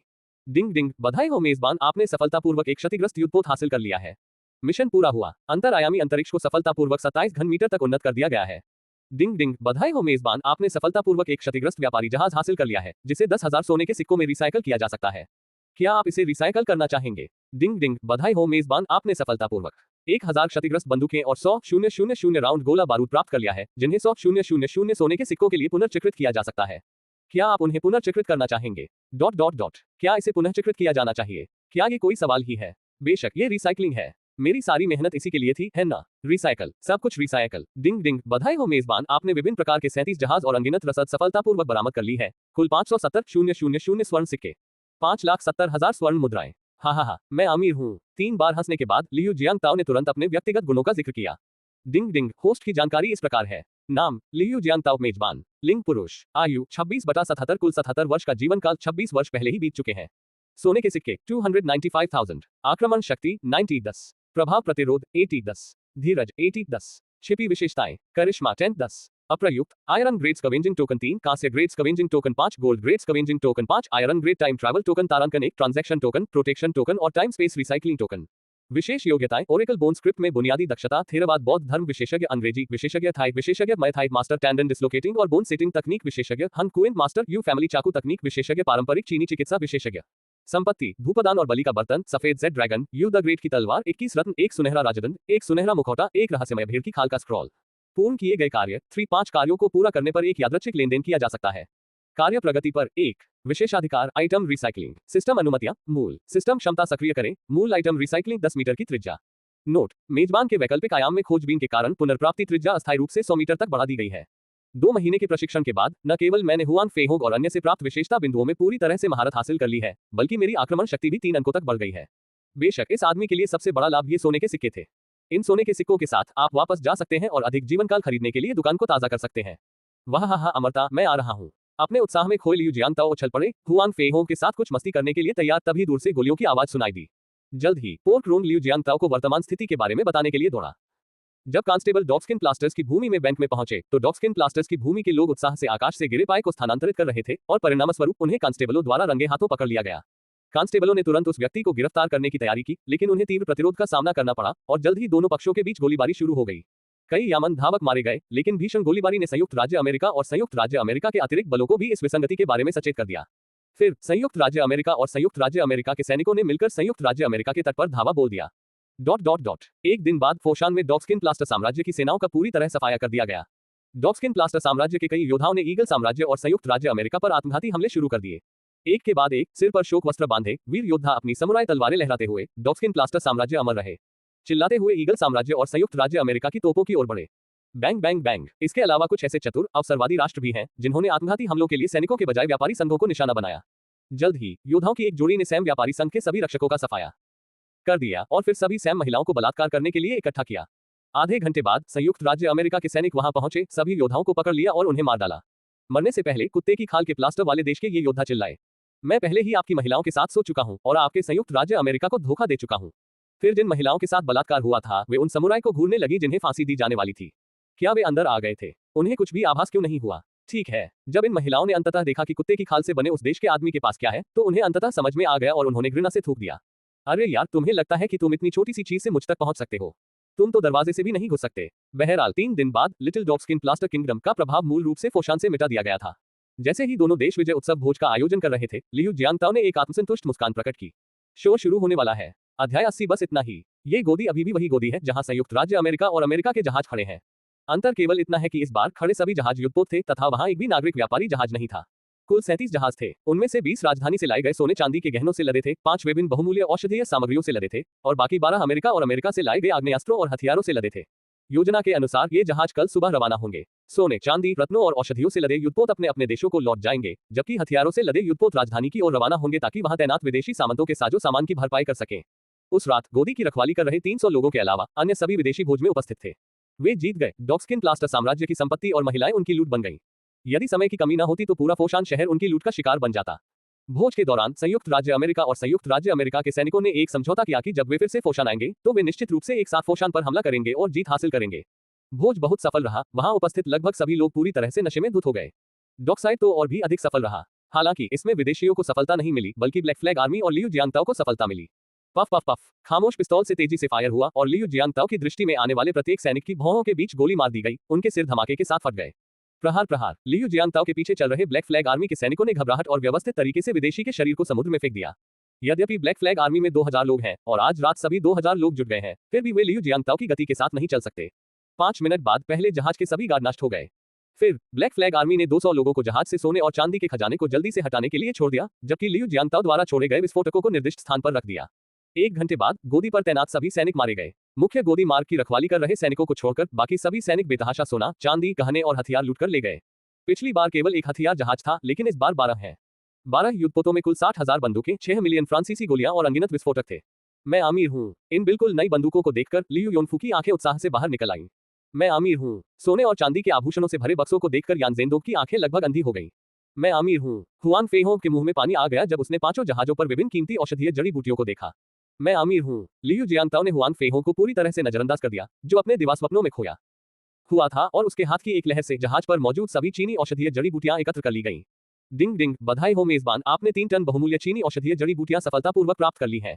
दूसरा कार्य पूरा हो गया है। आप इसे किसी भी समय पूरा कर सकते हैं या आप पुनर्चक्रण जारी रखना चुन सकते हैं। आप जितनी ज्यादा जड़ी बूटियां पुनर्चक्रित करेंगे, आपको उतना ही ज्यादा इनाम मिलेगा। ठीक है, यदि औषधीय जड़ी बूटियों वाला यह एकमात्र जहाज होता तो लियू जियांगताओ निश्चित रूप से मिशन पूरा करना चुनते, लेकिन अब अन्य 4 जहाजों को भी पुनर्प्राप्ति के लिए चुना गया। डिंग डिंग, मेजबान को बधाई, आपने 5 टन बहुमूल्य चीनी औषधीय जड़ी बूटियां सफलतापूर्वक प्राप्त कर ली हैं। मिशन 2 पूरा हो गया है। डिंग डिंग, बधाई हो मेजबान। ... लगातार 4 बीप के बाद सभी औषधीय जड़ी बूटियां एकत्र कर ली गईं। जहां तक वॉन फेई हन का प्रश्न है, वह खाली युद्धपोत को देखकर स्तब्ध रह गया। क्या अभी तो यहाँ औषधीय जड़ी बूटियां थीं और अब वे सब खत्म हो गईं? जैसे ही वह पलटा, उसने देखा कि लियू जियांगताओ विस्फोटक लगा रहा था। लियू, तुमने मेरी औषधीय जड़ी बूटियां कहाँ रखी? औषधीय जड़ी बूटियां? कौन सी औषधीय जड़ी बूटियां? मुझे तो कोई दिखाई नहीं दे रही। चलो यहाँ से निकलो, विस्फोटक जल्द ही फटेंगे। ये कहते हुए लियू जियांगताओ मुड़े और चले गए। फक फक करना। क्या आप और अधिक औषधीय जड़ी बूटियां चाहते हैं? क्या मजाक है? मैं अपने हाथों में पड़ी औषधीय जड़ी बूटियों को कैसे थूक सकता हूँ? प्रत्येक औषधीय जड़ी बूटी के 10 दिन रखें और बाकी को पुनर्चक्रित करें। डिंग डिंग, बधाई हो मेजबान, आपने 55 प्रकार की बहुमूल्य औषधीय जड़ी बूटियां सफलतापूर्वक प्राप्त कर ली हैं, जिनका कुल वजन 21 टन है। क्या आप मिशन पूरा करना चाहेंगे? चयन पूर्ण। डिंग डिंग, मिशन 2 पूरा करने के लिए बधाई होस्ट, विभिन्न औषधीय जड़ी बूटियों के 300 किलोग्राम रिसाइकल पूरा हो गया। इनाम, black iron grade lottery wheel 1। डिंग, क्योंकि मेजबान ने सिस्टम की आवश्यकता से कहीं अधिक औषधीय सामग्री प्राप्त की है, इसलिए 3 गोल्ड लेवल लॉटरी व्हील और 1 black gold level lottery wheel का इनाम दिया गया है। क्या पुरस्कारों को देखते हुए लियू जियांगताओ थोड़ा अचंभित हो गए। उन्होंने मूल रूप से सोचा था कि स्वर्ण स्तर उच्चतम स्तर था, आखिरकार लौह स्तर बुनियादी सिस्टम अनुमति से मेल खाता है, कांस्य स्तर मध्यवर्ती सिस्टम अनुमति से मेल खाता है, रजत स्तर उन्नत सिस्टम अनुमति से मेल खाता है और स्वर्ण स्तर शिखर सिस्टम अनुमति से मेल खाता है। लेकिन अचानक दिखने वाला ये काला सोना स्तर वाला लॉटरी पहिया के स्तर से मेल खाता है। सिस्टम, क्या आप इसे समझा सकते हैं? बीप बीप, अनुमतियां अपर्याप्त हैं, कृपया अपनी अनुमतियां यथाशीघ्र अपग्रेड करें। ठीक है, यह एक और अपर्याप्त अनुमति का मुद्दा है। रात का अधिकांश समय सब कुछ हटाने और अपहृत बच्चों को गोदी में छोड़ने में बिताने के बाद लियू जियांगताओ ने अंततः अपने हाथ में बटन दबाया। बूम बूम बूम, 3 दिन बाद फोशान बंदरगाह पर फिर से बमबारी की गई। बूम बूम बूम, जोरदार धमाके से भोज में मौजूद दोनों देशों के सैनिक जाग गए। नशे में धुत होकर घाट पर पहुंचे सैनिक पूरी तरह से हक्के बक्के रह गए। मैं हैरान हूं, क्या ये फिर से बम से उड़ा दिया गया है? क्या उस कुत्ते की खाल के प्लास्टर वाले देश के गुंडे मारे नहीं गए थे? तभी उन्होंने देखा कि little dog skin plaster country के 3 लोग गोदी के पास पड़े हुए थे, उनके आंतरिक अंग हिंसक विस्फोट से चकनाचूर हो गए थे। और फिर इस हमले का आरोप पुनः कुत्ते जैसे चापलूस राष्ट्र पर लगाया गया। 1 महीने बाद लिटिल डॉग प्लास्टर कंट्री युद्ध में फंस गई और ईगल कंट्री और सैम कंट्री ने संयुक्त रूप से लिटिल डॉग प्लास्टर कंट्री को जीतने के लिए हमला शुरू कर दिया। इस बीच ग्रेट बेयर किंगडम और अन्य देशों से बनी संयुक्त सेना बेशर्मी से दोनों देशों के पीछे पीछे चल रही थी और लाभ उठा रही थी। यद्यपि लिटिल डॉग प्लास्टर का देश बहुत छोटा है, फिर भी इसने 11 पश्चिमी देशों को 7 महीने तक के लिए सफलतापूर्वक विलंबित कर दिया। जब इन देशों ने लिटिल डॉग प्लास्टर कंट्री पर पूरी तरह से विजय प्राप्त कर ली थी और पूर्व के सबसे रहस्यमय देश पर कब्जा करने की तैयारी कर रहे थे, तो उन्हें ये जानकर आश्चर्य हुआ कि किसी समय पूर्व के इस सबसे रहस्यमय देश का शासक राजधानी में बैठी वह बूढ़ी महिला नहीं थी, बल्कि एक क्रांतिकारी पार्टी थी। दरअसल जैसे ही ये देश अपना ध्यान छोटे कुत्ते के प्लास्टर वाले देश की ओर मोड़ रहे थे, ब्लैक फ्लैग आर्मी ने क्रांतिकारियों के साथ मिलकर एक बंदूकधारी सेना का गठन किया और एक ही झटके में फोशान में किंग सेना पर कब्जा कर लिया। लियांग कुवान भी इस समय सेना में शामिल हो गए और यान जेंडोन के डिप्टी बन गए, जबकि शाही गैंग लियांग कुवान के अधीनस्थ बन गए। दूसरे महीने में क्रांतिकारियों की व्यवस्था के तहत ब्लैक फ्लैग आर्मी द्वारा लूटे गए सभी सोने और चांदी के आभूषणों को विभिन्न आग्नेयास्त्रों और बारूद के बदले में बदल दिया गया और निश्चित रूप से एक हथियार प्रसंस्करण संयंत्र। तीसरे महीने में फोशान से शुरू होकर क्रांतिकारी सेना तेजी से जुट गई और एक एक करके किंग सेना से निपटी। छठे महीने तक महारानी डोवागर को भी एक निर्दयी यान जेंडोंग ने मार डाला, जिसने उनकी हड्डियां काट दी। पिछले कुछ महीनों में लियू जियांगताओ भी व्यस्त रहे हैं। ब्लैक फ्लैग आर्मी जहां भी जाती, लियू जियांगताओ, हुआंग फीहोंग और क्रांतिकारियों का एक समूह एक अस्थायी सरकार बनाते, कर्मचारियों की व्यवस्था करते और भविष्य की नीतियों को एक खाके के रूप में इस्तेमाल करते हुए उन्हें वर्तमान स्थिति के अनुकूल बनाने के लिए संशोधन करते। विदेशियों द्वारा लिटिल डॉग स्किन प्लास्टर देश पर हमला करने के 7वें महीने में, जो लियू जियांगताओ के इस दुनिया में आने के 9वें महीने के बाद भी था, किंग राजवंश का नाश हो गया। ब्लैक फ्लैग आर्मी, जिसमें मूलतः केवल 4 युद्धपोत और 2000 सैनिक शामिल थे, अब 20 मुख्य युद्धपोतों, 120 विभिन्न प्रकार के आक्रामक युद्धपोतों और कुल 200,000 सैनिकों वाली नौसेना बन गई है। केवल 9 महीनों में पूरी दुनिया में जबरदस्त परिवर्तन आ गया है। पूर्व के इस सबसे रहस्यमय देश में अब विदेशियों को कोई पूर्ण लाभ नहीं है। इसके अलावा लियू जियांगताओ का लगभग अलौकिक अस्तित्व भी था तथा कई उन्नत विदेशी गैजेट गुप्त रूप से पूर्व में लाए गए थे। कुछ वैज्ञानिक जो बाद में विश्व प्रसिद्ध हो गए, उन्हें भी कई वर्ष या दशकों पहले पूर्व में लाया गया था। कुछ उन्नत विचार भी अधिकारियों को पहले ही बता दिए गए थे। जब 10वां महीना आया तो 13वीं चाची वापस आ गई। हालांकि फिल्म के उलट आंटी 13 अकेली लौटी। जहां तक मूल कहानी की जोआना की बात है, तो वह कथित तौर पर कुत्तों की खाल के प्लास्टर की धरती पर गई थी। 13 साल की आंटी फोशान लौट आई और सीधे बाउजिलिन पहुंच गई। हालांकि बाउजिलिन में जबरदस्त बदलाव आ चुके थे। बेईमान साहित्यिक चोरी करने वाले लियू जियांगताओ के डिजाइन की बदौलत बाउजिलिन पूरी तरह से एक आधुनिक फार्मेसी के मानकों पर खरा उतरा था। इसमें न केवल रोगी वार्ड और आपातकालीन कक्ष है, बल्कि एक पश्चिमी चिकित्सा विभाग भी है। डीन के रूप में हुआंग फेहोंग शायद ही कभी सार्वजनिक रूप से दिखाई देते थे। 13 चाची वापस आ गई है और वॉन्ग फी हन की आंखें आश्चर्य से चौड़ी हो गईं। खैर, ये देखते हुए कि दोनों कितने गहराई से एक दूसरे से जुड़े हुए थे, लियू जियांगताओ ने पोर्क रोन के साथ मिलकर, जो सेना के ग्रैंड मार्शल बन गए थे, हुआंग फेहोंग और चाची 13 को थोड़ा कामोद्दीपक दिया। क्योंकि वॉन्ग फे हंग एक मार्शल कलाकार था, इसलिए दोनों को डर था कि दवा पर्याप्त शक्तिशाली नहीं होगी, इसलिए उन्होंने दोनों ने चुपके से दूसरी खुराक जोड़ दी। इस बीच टूथपिक सूप, जो दोनों की गतिविधियों पर कड़ी नजर रख रहा था, ने बेशर्मी से एक और जोड़ दिया। फिर उसी रात स्प्रिंग पोशन की 4 खुराक पीने के बाद वॉन्ग फे हंग पूरी तरह से भड़क गया। ऐसा कहा जाता है कि वॉन्ग फे हंग अगले दिन बिस्तर से बाहर नहीं निकले। 3 दिन बाद वॉन्ग फे हंग और आंटी 13 की शादी आधिकारिक तौर पर हुई। हुआंग फेहोंग और आंटी 13 की शादी को एक विशिष्ट पूर्वी शादी के रूप में देखते हुए लियू जियांगताओ ने धीरे से आह भरी। अब तक once upon a time in China के सभी पात्रों का भाग्य बदल चुका है। उसी शाम सिस्टम से एक सूचना आई। डिंग डिंग, इस आयाम में इस खोजी यात्रा को पूरी तरह से पूरा करने के लिए मेजबान को बधाई। आपको एक सुरक्षा आदेश 1 से पुरस्कृत करता हूं। कथानक 100% बदल दिया गया है और सिस्टम अपग्रेड के लिए छिपी हुई शर्तों के अनुसार मेजबान विशेषाधिकार अपग्रेड यात्रा शुरू कर सकता है। हाँ, क्या ये शुरू करने के लिए तैयार है? कितना अच्छा। जैसे ही लियू जियांगताओ ने पलकें झपकाईं, ये सोचने में झिझकते हुए कि क्या खुद को थप्पड़ मारकर देखना चाहिए कि इससे दर्द होता है या नहीं, एक गहरी, सम्मोहित करने वाली आवाज गूंजी। कचरा क्या है? कचरा क्या है? लियू जियांगताओ की आंखों में उलझन का भाव दिखाई दिया। जो भी मुझे पसंद नहीं है वह कचरा है। जैसे ही उसने बोलना समाप्त किया, लियू जियांगताओ को अपनी रीढ़ में ठंडक महसूस हुई। कौन मुझसे कौन सवाल पूछ रहा है? इधर आओ।